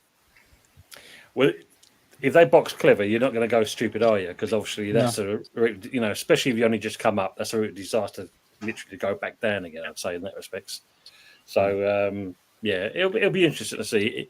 I mean, if he does stay, we want to see a different player. We want to see the player that we first signed. Don't want to see what we saw last season because that's a hide it to nothing. Big up to Jason Carter as always. Big up Tony Jez and the panel. Always great to see Jason. Decent. And obviously then we've got the other one with Paqueta. Is he going to stay? Is he going to go?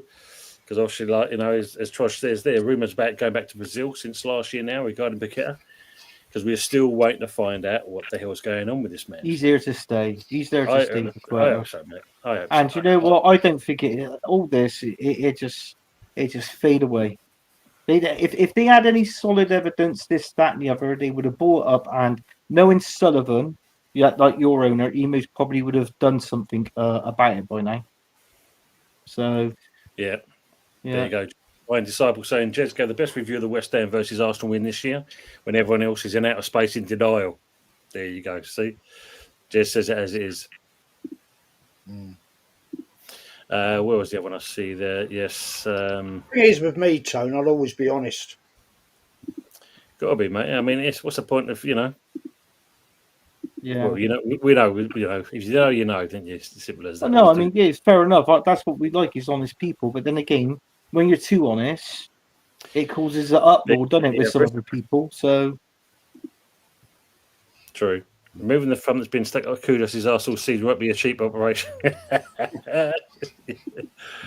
You're saying Channel 5 buying versus from Lingo. I mean, Fuzzy, going with Man United, is there any other kind of inbounds coming in or any outbounds going out? Not that I can say of, no. Literally, it's just waiting and waiting. The only inbound really at the moment that's got any legs to it is Brian Burmo,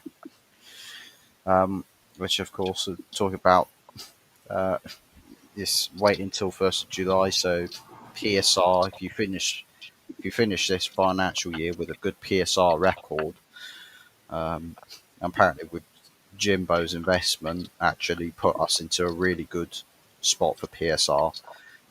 Get into next financial year, apparently, we could be a little bit more relaxed on, be a little bit more relaxed when we do spend our money. Newcastle fans can carry on crying about us getting players wanting us. We'll get the Mbeumo deal done. Don't know about the Sancho outgoings. I know that there's still talks about him being linked to clubs in Italy. Evening, Colin. But again, the biggest roadblock, big ups, Colin. The biggest roadblock with Sancho deal at the moment is the guy is The guy's an arrogant bastard. An arrogant bastard. He won't take an accurate wage. Well, if anything, it's probably slightly more generous, even though it's a significant pay cut. You know, you as a professional footballer, you think about playing for the biggest clubs in the most prestigious competitions, and Sancho's been given outs with that. You know, he's been given opportunities. Could have stayed at Chelsea, and with how they're approaching the market, could have had a fantastic team to play in.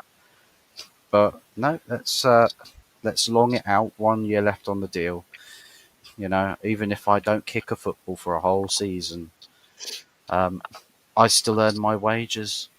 And I think it is the case now that with Sancho, I think he just wants to cause Manchester United Football Club as much pain as possible. Yeah. Seriously, he's a petty bitch with this. He's a petty bitch with this. So I would say prove us wrong, Jaden, and actually accept one of these proposals and get that move this summer and actually play football for a year. People might talk about, well, he'll go on a loan deal. Well, who knows? Who knows with Jadon Sancho? He's surprising us every other day with how how much of an ego he's got, or how greedy he is for his money. But for the quality of player that he is at the moment, I think everyone else's offers for wage packages is completely fair and probably more on the generous side. Rashford's love interest at Barcelona.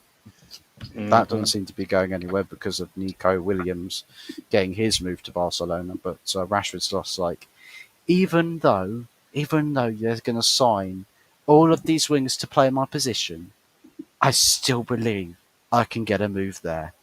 So he's dreaming. That's Marcus Rashford for you. Garnacho, I think the biggest gap there is club valuation. We want to get like 60, 70 million for him, but clubs don't really want to go anywhere near 50. They'll bid constantly below hand. So there's that. I don't think it's really helped that they've had people, smack talk Garnacho for the longest time. So much so that clubs are just like, right. So they've absolutely shit on him for like the past 6 months. We're not going to be paying premium prices for somebody that's being so lowly spoken about, because he might end up bringing some of that package here. So there's that to contend with. And Anthony is being linked with Real Betis. It would make sense. I was just saying, that one, makes sense. However, the song that Betis sing to us is that if they pay 1p to Manchester United for Anthony on a transfer fee, their club will go bust. It will shut its doors. The stadium will just start collapsing, and all the Betis fans will start refunding all their season tickets. Why are you interested in him then? Go after somebody else if he's that. If it's going to break your finances that much, being interested in a player like Anthony. You happily spent about £22 million on a player just recently. You can't spend £30 million on a player that's actually done quite well for you. Oh, Buzz, you're too kind. Big up to people in the chat. Yes, thank you for letting me get over to the 1K market. I really appreciate it. And again, as always, people on the panel here is a great help, and obviously you in the chat are immense. Always are immense. So thank you very much for what you've done. Could have dealt with you using that, and of course the great people over on the panel as always. Yes, really appreciate it.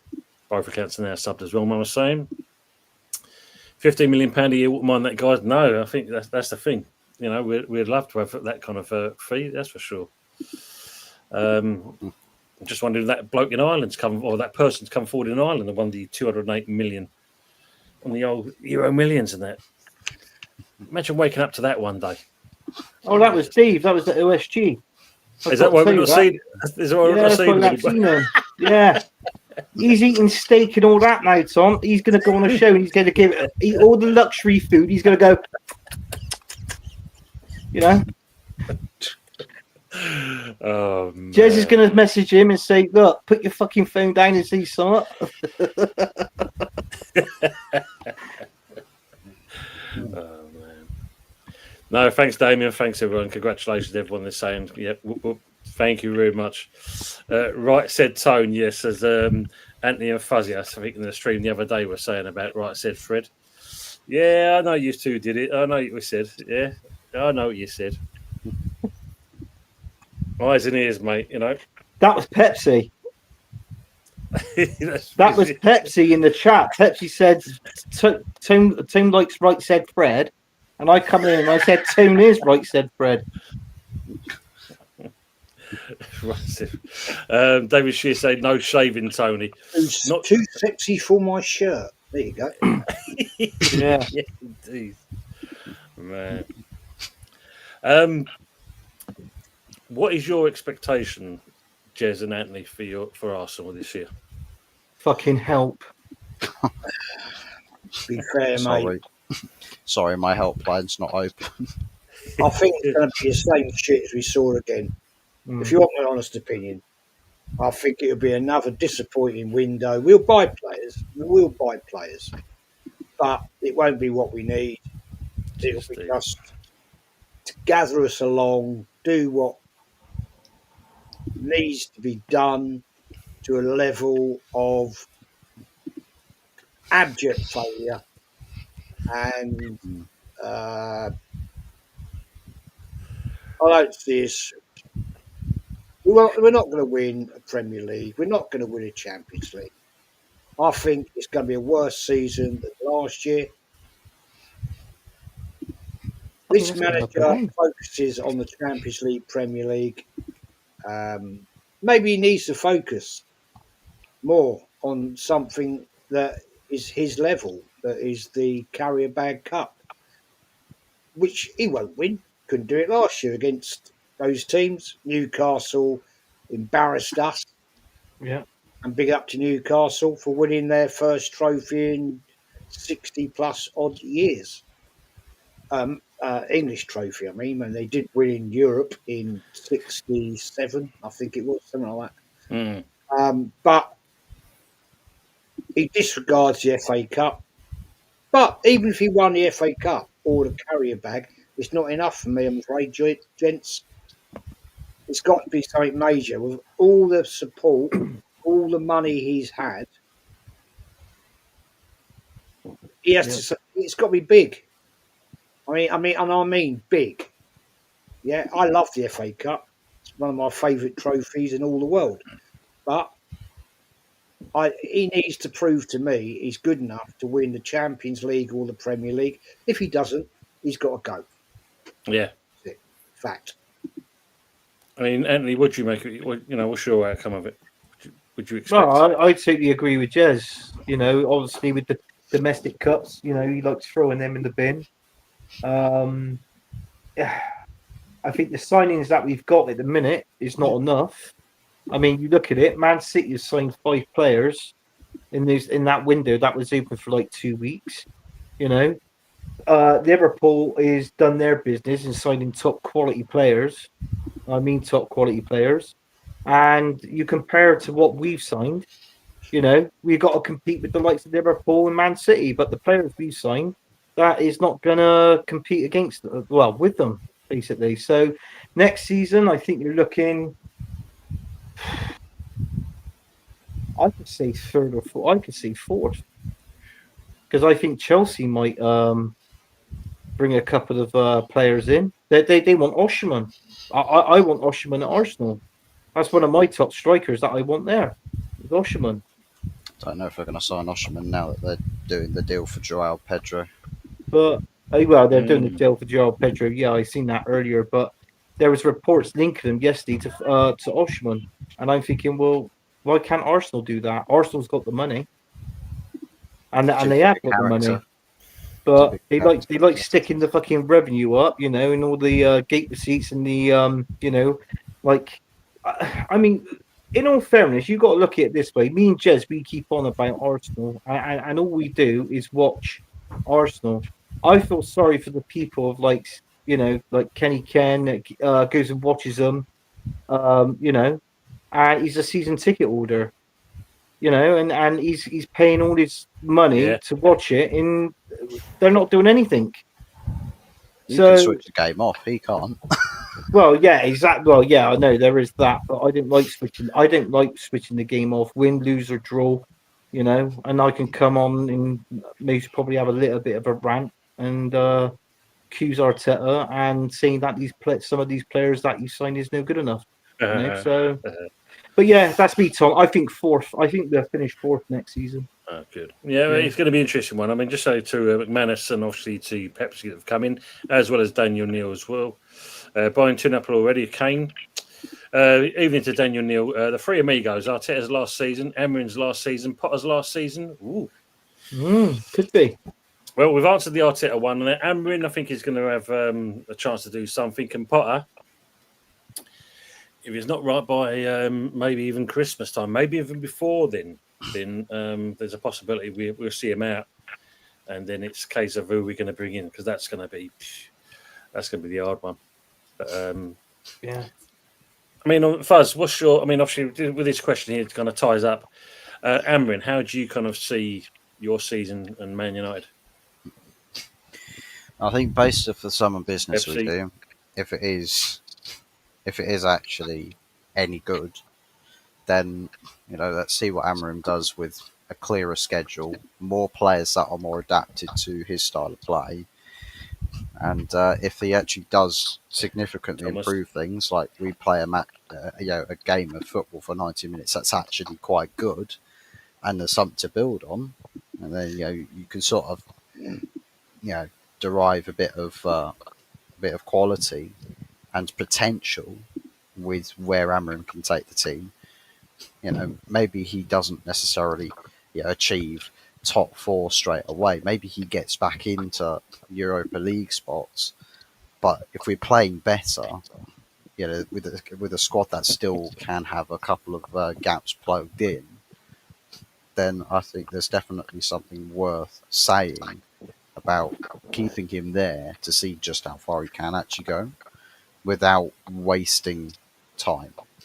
I think there has to be something obvious there to tell you that there's something worth chasing, and don't chase waterfalls, chase obvious potential. And if you're chasing obvious potential, what's to say you can't win trophies, including Premier Leagues and Champions Leagues further down the line? The only problem that we have is that we've got an owner that says, well, we'll win the Premier League still by 2028, I believe. Meanwhile, we've just come off the back of the worst Manchester United Premier League season since ever, actually. Premier League, at least. Division 1, the only times we were worse than this was when we got relegated. So from there, it's like, does the board's ambitions really align with reality? Is Amarim really going to be afforded the luxury of getting a proper fair crack at the whip? So Give us the message. I'll have to. We'll have to be a little bit patient this season to see what Amarim's all about, judging if he actually gets the players he wants this summer. Yeah, make it. Yeah, it's going to be an interesting one, I think, for Man United, because be there. And big up to Arsenal Revolution TV, Rashid. Big up to you, Rashid. Hope you're doing well. Good to see you in here as well. Because the main thing when you look at it, the two top clubs at the moment, you might as well say, Liverpool and City. The first thing they've gone and done is they've shown their intention. They've gone out, splashed the cash. They're meaning big business. As you said, for Arsenal's point of view, you're still on the reset button at the moment. It doesn't look good from an Arsenal point of view, and it seems to be the general consensus. If even if you float around other channels, everyone seems to be in the same position. That I don't think you're going to you'll be lucky to be in the top 2. It's not good. It's not good in that. Do you know, actually, mate, I reckon we'd end up 6th. Wow. Wow. Mm. The other clubs, Liverpool, Man City, look at what they're doing. Mm. Man United, they're not going to sit back, right? They've got to get back into being what the once great club they were, you know, and it's going to be proven, yeah. But we'll see. I don't think Arsenal, if you talk about the end of the season, I don't think we'll be in the top 5. Blimey. I mean, like as Jamie said, that's definitely is a step backwards, isn't it? If that's the case, that's a massive step backwards. Sadly for me to say that, sad for me to say it, but if that happens and that gets rid of Arteta, then I'll take it. Yeah.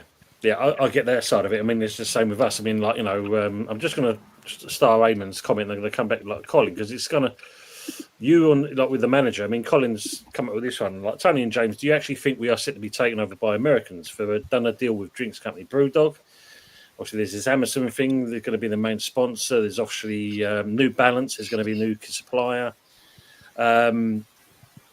If that's the case and it outs Sullivan, then I'm all for it. But at what cost? That's the problem. I mean, like, you know, for us, it's going to be, you know, a total reset, not just on the field, but obviously from the board up downwards. You know, we need it. Do we need them? It's a massive thing for West Ham in this respect. Got no ground. Still trying to negotiate what we're going to do going forward. And obviously, we like, you know, I said with Arsenal and Arteta, if it's not right, and it's getting him out. But going what James said earlier on, and I think you mentioned it as well, Jez, you've got to think of it like this. If they sack him, this man's on £15 million a year. What is his compensation package going to be like? Well, he's into his last year now, isn't he? Right, he's into his last year. So if he gets binned off, let's say January, right? It's 7.5 mil for and whatever else. That's nothing for Arsenal. That's small change for a club like Arsenal. So interesting to see, isn't it? It is. It is. I mean, because if they by the start of the season, right, a lot of clubs when they have faith in the manager, right, will say, "Oh, we'll offer you a little bit of this, and incentive here, incentive there, whatever." If that don't happen, that shows intent from the club to say, "Well, you got to do it, boy. You've had it all. We've given you everything you've asked. You've done it. It's now your baby to get it over the line." So let's wait and see what happens, shall we? Yeah. And it's like what Jez said, they got the money there, and the money we know is what the club makes from the season before. I mean, for Christ's sakes, how many times was we on like telly, TV rights, finishing second, semi-final of the Champions League, the TV rights from all of that as well. Us being on TV. 1,616 million in revenue last season, mate, Anthony. Yeah. 1,616 million in revenue. There you go. Not profit.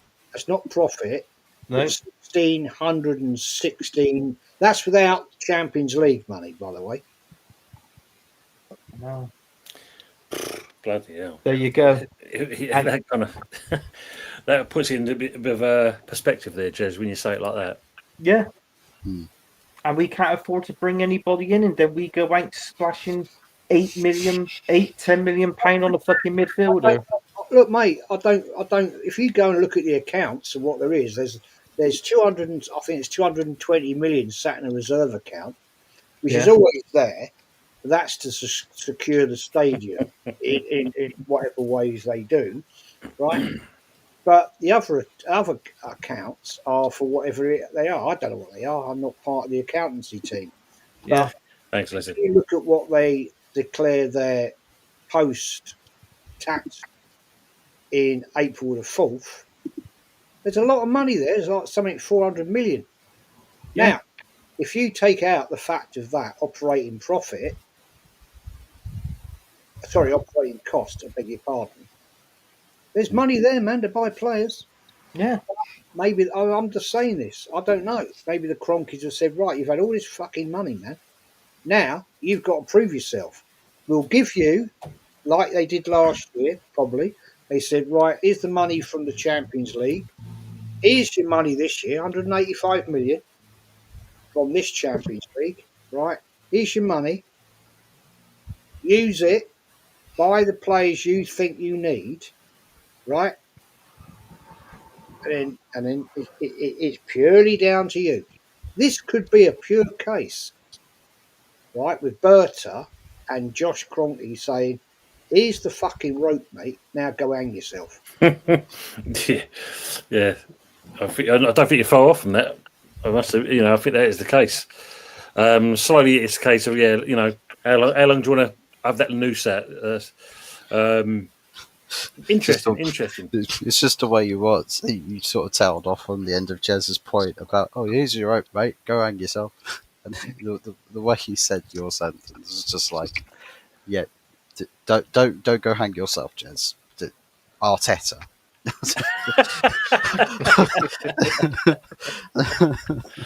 No, not at all. And that he's, just done well, get over 8,000 on the road to 9,000. We can't even go in yet. That's for sure. Daniel saying, so do you think pre-season will show fans what to expect going forward? No. Pre-season, Nah. it's a load of malarkey at this point with pre-season, with all the hyping and everything. It's like, for example, if West Ham goes on tour, touring for what? Touring for what? It's the same squad pretty much last season, and if you're just playing kids that are never going to play in your first team, where's the new signings? Where's the pushing of next season's endeavours?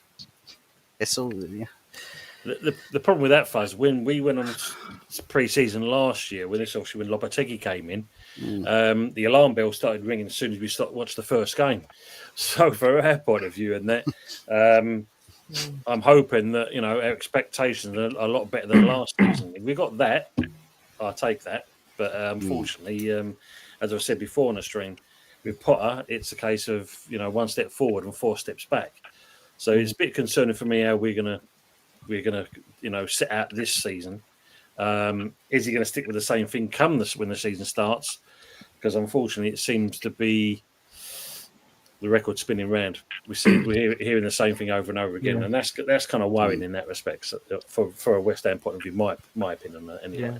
I heard you're in the Bullseye tournament, Tom. Have a look at what you could have won. Yeah. A bag of lemons, a year's supply of fucking light bulbs. Yeah. Oh, there's a dog. Fucking hell, we could have won that. Man. Yeah. If West Ham could get a dog, what would West Ham call their dog? Bubbles. I'm forever blowed with Bob. Well, no, actually, no, I'm not. Don't take that the wrong way. Peter is. Hey, I swear to God. Didn't Michael Jackson have a monkey called Bubbles? He did indeed. Chimpanzee named Bubbles. It'd be the longest dog's name in there. Like our dreams, they fade and die. That's what the dog will be named. Didn't he have a pet rat as well? Peter on the phone. And it was he named a song after his pet rat, Michael Jackson. Ben? Was he named Ben? Was it? Yeah, Ben. Yeah, that was it. That was the song. Yeah, because he had a pet rat called Ben, and he named the song after him. That's it. Big up to Shane Gooner. Smash the likes and subscribe to the legends on the panel. Shane doing some great work on that, and thanks for coming in, mate. Really appreciate it. Legend yourself, and that you're doing very well with your channel. Mate, great channel that Shane's got. Yeah, he's doing really well, isn't he? He's really booked some good people. I have to say, I admire his work rate. Yes, yeah. I don't know where he gets the energy from. Maybe it's all that breakfast he keeps eating. But see, I didn't say that right. So he has Weetabix for breakfast, lunch, he does. Yeah. The thing Right, is, here's a question then. Here's a question. I don't know if Shane is still in the chat. It's a genuine question. It's not a piss take. What is the difference between an Irish breakfast and an English breakfast? 'Cause I honestly don't know. I don't know. Is there something I'm missing here somewhere? I know the difference in Scotland. I've never been to Scotland. I won't lie, but they eat, Haggis, isn't it? they eat white pudding, don't they? yes, Yeah. yeah, They there's eat, that as well. I've never been to Scotland. My wife's told me this. They don't have black pudding. They have white pudding. So I don't know. Is that the case in Ireland? I don't know. Fucking hell. So what's white pudding? I knew black pudding obviously is pig's blood. Yeah, they don't have the blood in it. Doesn't have the blood in it. Oh, right. Okay. I think that's what it It's a is. savoury meat dish popular in Great Britain and Ireland, similar to black pudding but without the Thanks, blood. Colin. Typically consists of pork, meat, and fat, suet, and oatmeal, and sometimes onions. Oh. But yeah, that's cooked in the breakfasts for Ireland and Scotland. All right. I didn't know that. Yeah, no blood, basically. That's what gives the black pudding its colour and texture, basically. Right. Okay. I love black pudding myself, but hey. I do. I think sometimes how it's cooked, you get to some places in that, you can use it as a puck.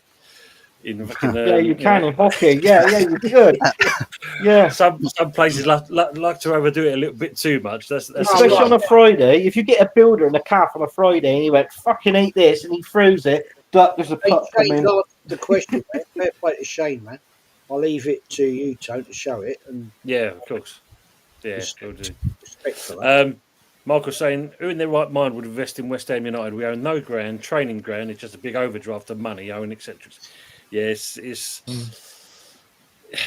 yeah. I mean, you think you've got it bad at Arsenal and obviously Man United. It's a fact of at least Man United have got a ground, you've got a ground, you've got a training ground. Yeah, we're all over the shop at the moment. Sullivan thinks he still runs Radio Rentals. I think the way we're going, it's not good. Radio rentals. Radio rentals. Oh, has he got enough 50p's? How long ago was that? Yes.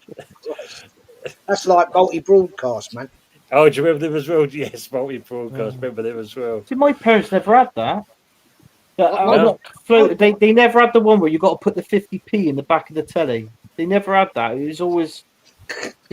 I can remember the fucking big numbers you used to have on the wooden surrounded the telly. Yeah. Do you know what I mean? And the big fucking numbers, you couldn't miss it. Yeah, And it was about that deep, right? that's right. At Yes. the back, yeah. Yeah, and it took about two people to lift the bastard thing, right? And it was like that, and that, yeah. I very quickly, I'll tell you a little very quick story. I remember it was 1971, right, and I would have been just 11. And for Christmas, my dad, we rented our TV from Multi Broadcast, right, and these two guys turned up, this bloody TV, right, plonked it and set it all up and tuned it in and all that. And you only had 3 channels then. BBC Yes. and ITV, right? And it was like 5 o'clock on a Saturday afternoon evening, and it was. I always remember the first program I ever watched it, and it was Doctor Who, right, and the Yetis, right, the Yetis, and it was in colour, and I was like, wow. It was Christmas Eve, and we got this colour TV. My dad had got the family, us, my mum and my sister, that, for Christmas, and it was like, Oh, wow, we got a colour TV. You know what I mean? Yeah. yeah. Brilliant. Christmas Day, right? Boxing Day, it's great. Next day, the fucking thing went wrong. It was like that. Do you remember when they first brought out remote control and that? It was a lead that went for the Yes. lead that went all the way to the TV. Yeah. I remember that. Yeah, the first TV colour was a push button one. Yeah. I remember our first video recorder. That was on a lead, thing. Is it a Betamax, Jez? No, I don't. No, I don't know. I think it was VHS. Or no, yeah, I'm sure it was VHS, man. Yeah, we had VHS. I can remember my mate. He said, "Oh, he's going to let me borrow a film." And he turned around. He let me borrow it. And he went, "There you go, Amp. Watch this." It was all right then. So it was in the case and that, and I was young. I didn't really know. I flipped it open. And I went, "Ah."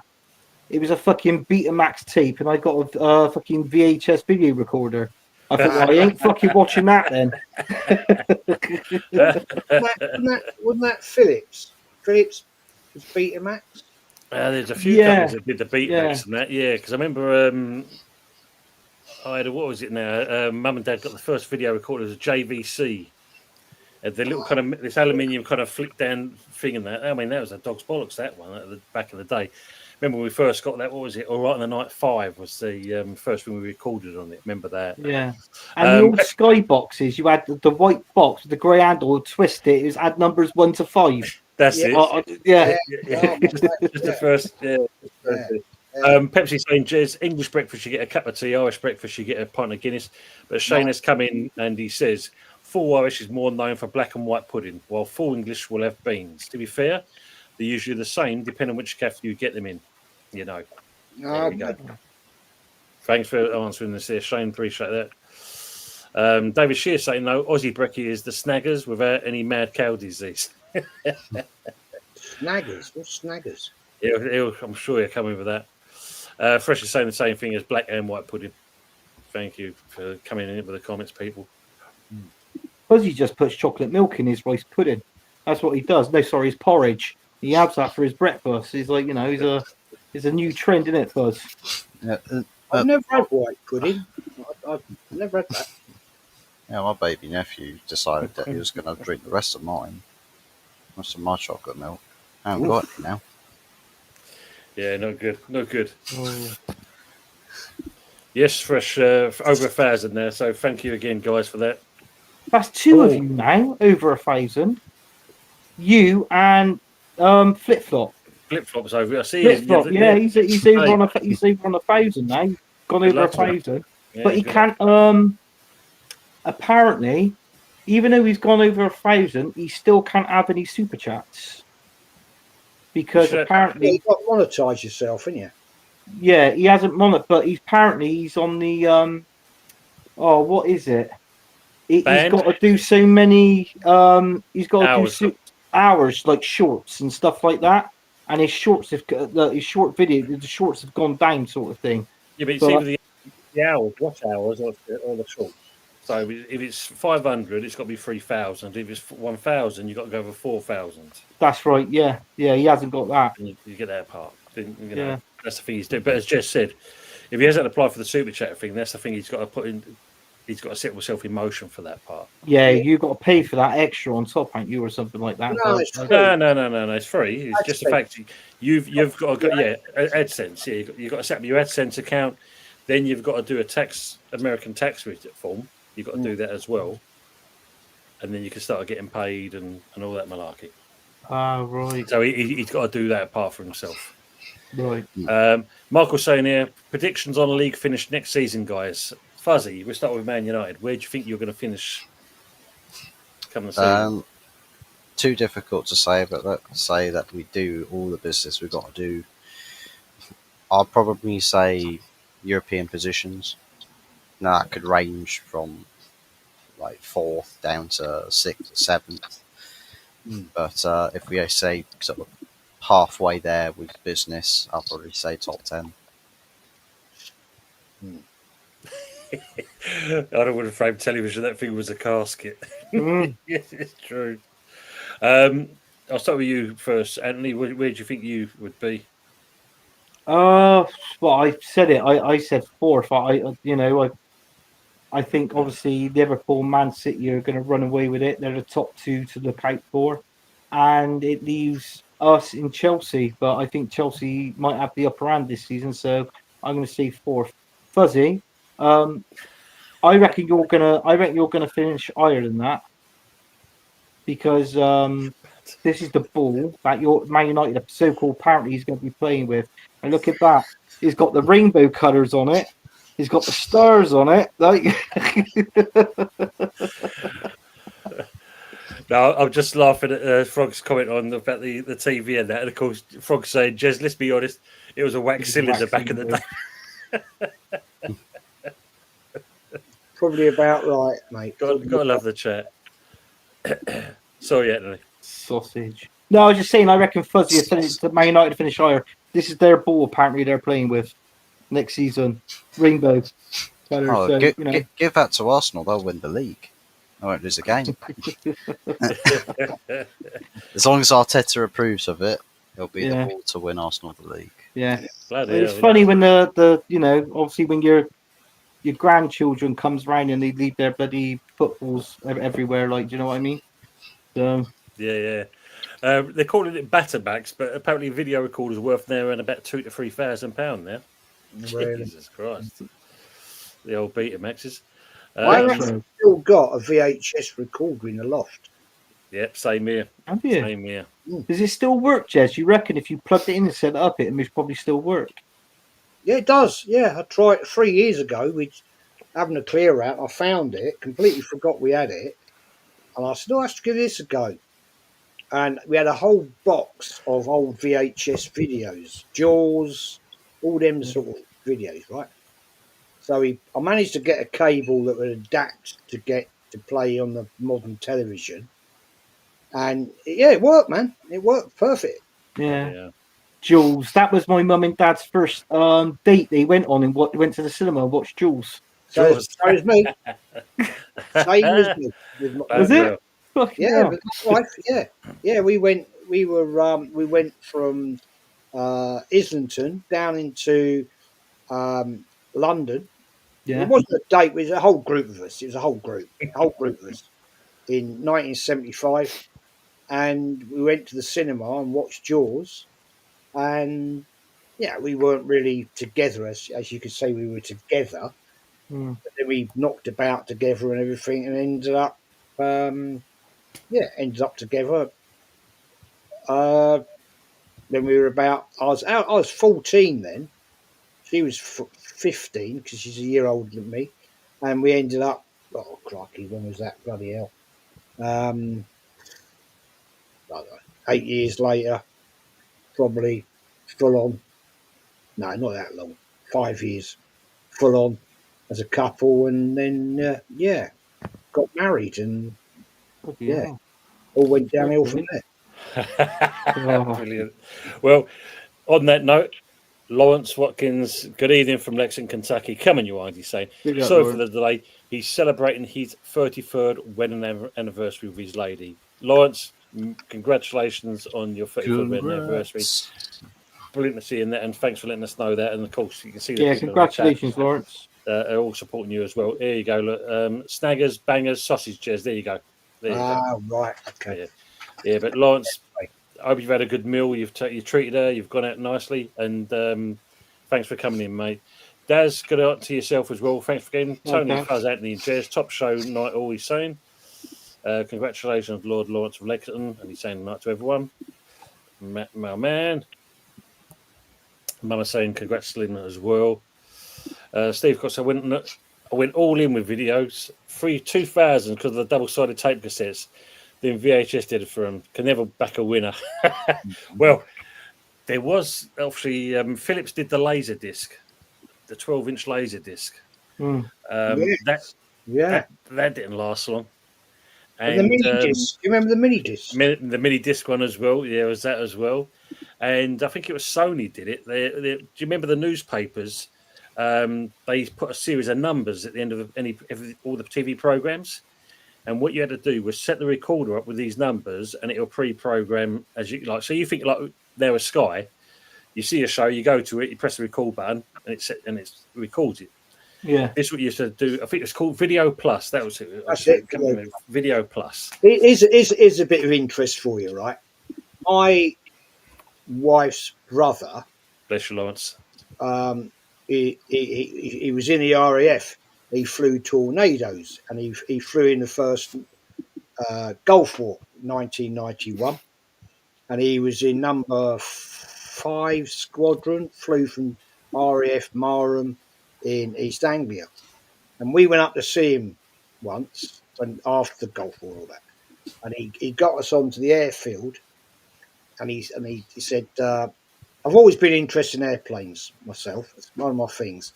And he said, well, come and have a look around. It was on a Saturday, so the airfield was basically shut down because they don't fly at weekends unless it's like, something special. And he took us around the airfield and everything. And he let me take photographs of the aeroplanes, but he said, you can't take photographs over there. I went, well, fair enough, because obviously, whatever, we're taking photographs. And I said, so how do these things work then, mate? And he went, well, he let me get up and look inside the cockpit and all this, the two-seater Tornado. He said, Jez, you'll be amazed at this. I went, go on. And he went down, and there's a flap hanging down. There was a cassette player. This is 1994, there or thereabouts. I went, right. And he said, Scanners. he went over, right, and he came back with a cassette, cassette, like the cassette you know. He said, that is what we record our flight plans on, and we plug it in there, close it up, and that's what we fly these things with. Bloody hell. I went, you're joking me. And he went, nope. I said, so you were flying from so-and-so's, they always fly to these, what do they call them, X points or Z points or something, their route plans and everything. Right? And he said, that's what we record our flight plans on. We plug it in, take off, and that gives us Z points. That's it. Z waypoints. No, waypoints. Waypoints. Yeah. Waypoints. And that's what we fly. And I went, what happened to the tape breaks? He said, well, no, we've always got a backup. We've always got things to do it. And everything.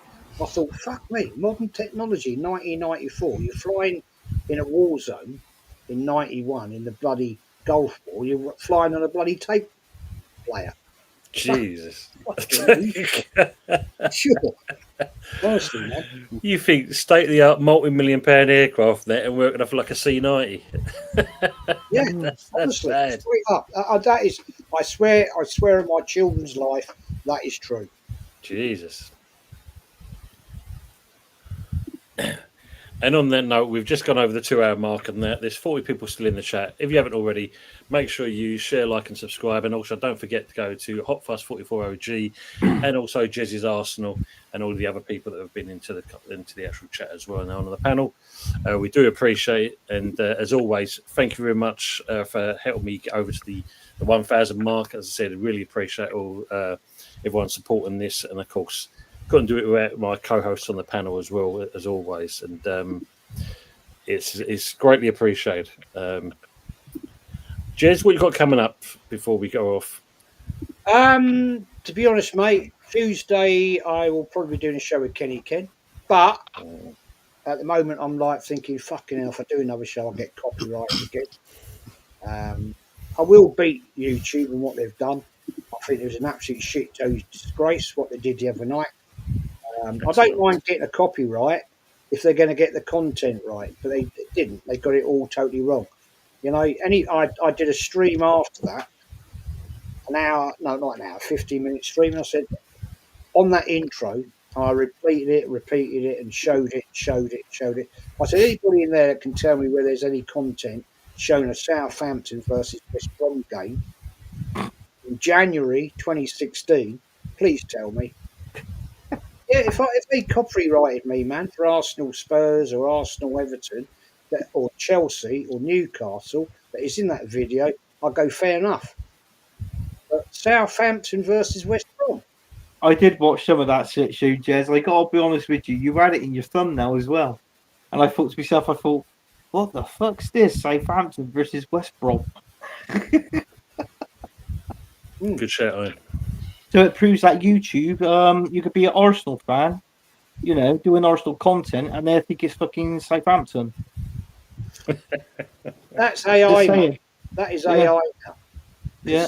They haven't picked. I've had that intro, right, since the 22nd of February, right, and it's never been caught out or anything, and all of a sudden, bang. What's he saying here, Jess? What's he saying? Is it a secret scammer? Oh, Yeah. Here's what annoys me is, right, I had over 2,000 views on that video, right, and then they blocked it worldwide, right. I've appealed it, and then I find out if I appeal it, yeah, this is where it's so unfair, guys. If I appeal it and the EPL, supposedly the Premier League, like the Premier League are watching me, I don't think so. Right? No. They dispute it, they can take my channel down. How fair is that? No, it it's don't not. make sense. I mean, you know, as you said, and there's people that have done worse, as you know, Jez, and yet they're still doing things. Work that one out.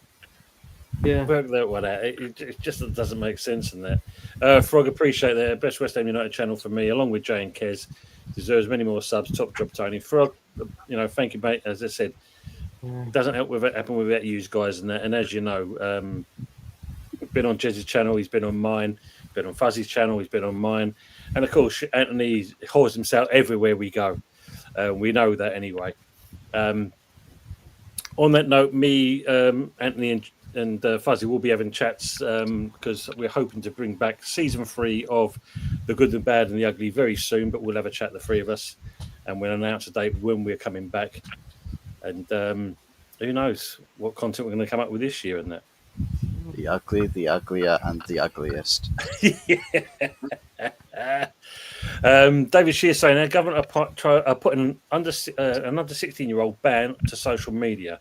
Age verification required. A bloody joke, the bastards. It seems to be going all over the place, David, because I think the UK is also going to be bringing that in as well. Yeah, just Star will give you 6 months. Yeah, no freedom of speech anymore. I just up with all veterans deserve a right to live their lives in peace and harmony for the sacrifices they've made and made on the daily. And obviously, yes, Lawrence, we know obviously served in the Navy and that, and we've seen Morley in the chat. Jason Carter still serving to his country and that, and you know, we give him a massive salute every single time for what he does. Well taken care of and compensate absolutely and spot an iron. And Ace is saying women's Euros starting on Tuesday, so that should be very interesting. Fuzzy, what you got coming up yourself, mate? Nothing necessarily set in stone, just whenever we get breaking news from the club actually doing business. Might be putting out a video every 5 seconds. If we get to July the 1st and they decide, you know what, go from 1 deal to about 500 deals. Could be like that. Although alternatively, it could be like Anthony modding my chat. You know, just a tumbleweed. He's got to go moderate that tumbleweed. You know, might put in effect. It's our chat to keep up with, bro. You know, I was throwing some people out the other day. It's such hard work for you. You have to moderate your own comments. Yeah. Because you might say something out of pocket. So. That's right. I most probably would. Yeah. But yeah, aside from that, not really an awful lot. But big up to you, give me something to talk about. There was only one in the chat that day, Jez, and it was fucking me. I was modding myself. So. Oh man, Pepsi. Yes, I'll try and get hold of Terence and justify the failures of Mikel and that. I mean, we'll try and get him onto a spotlight. You know, I'll try and tap him up again and that, and see if we can actually throw some questions on that. I think Fuzzy will do a spotlight. Yeah, that'd be a good one to do as well. I mean, if you look at it, just going on what you said about the 1st of July and that, I think that's another stream that a lot of us can do again. Who actually started on the 1st of July? Yeah. David Shooter says, can't do Pornhub anymore. No more Albanese watching that. There you go. Spotlight. Easy. Exactly. I'm done. I've done it. Aces, it says, Fuzzy Murray's busy with Wimbledon for the next 2 weeks, so we can't catch him. So we'll have to wait around that. Yes, great day. Thank you, David, as always. Colin, Steve saying, women's Euros, blimey, they've got their own currency now as well. Every time a tennis player serves. Jez was looking, thinking, what the fuck was that? He's got one of those horny whistles, Jez. The YouTube tumbleweeds, yeah, exactly, Ian. And Damon Seeger, big up Cam Swire and Kevin Nolan. Yes, indeed. Thanks you, Damon. And on that note, we're going to bow out now. Thanks for being with us in that. I had a really good show in that. Some interesting comments and chat. And as always, thank you very much for getting over the 1,000 mark. Before we go, usually says, Fuzzy, do you ride a Vespa? No. No, but he wears one.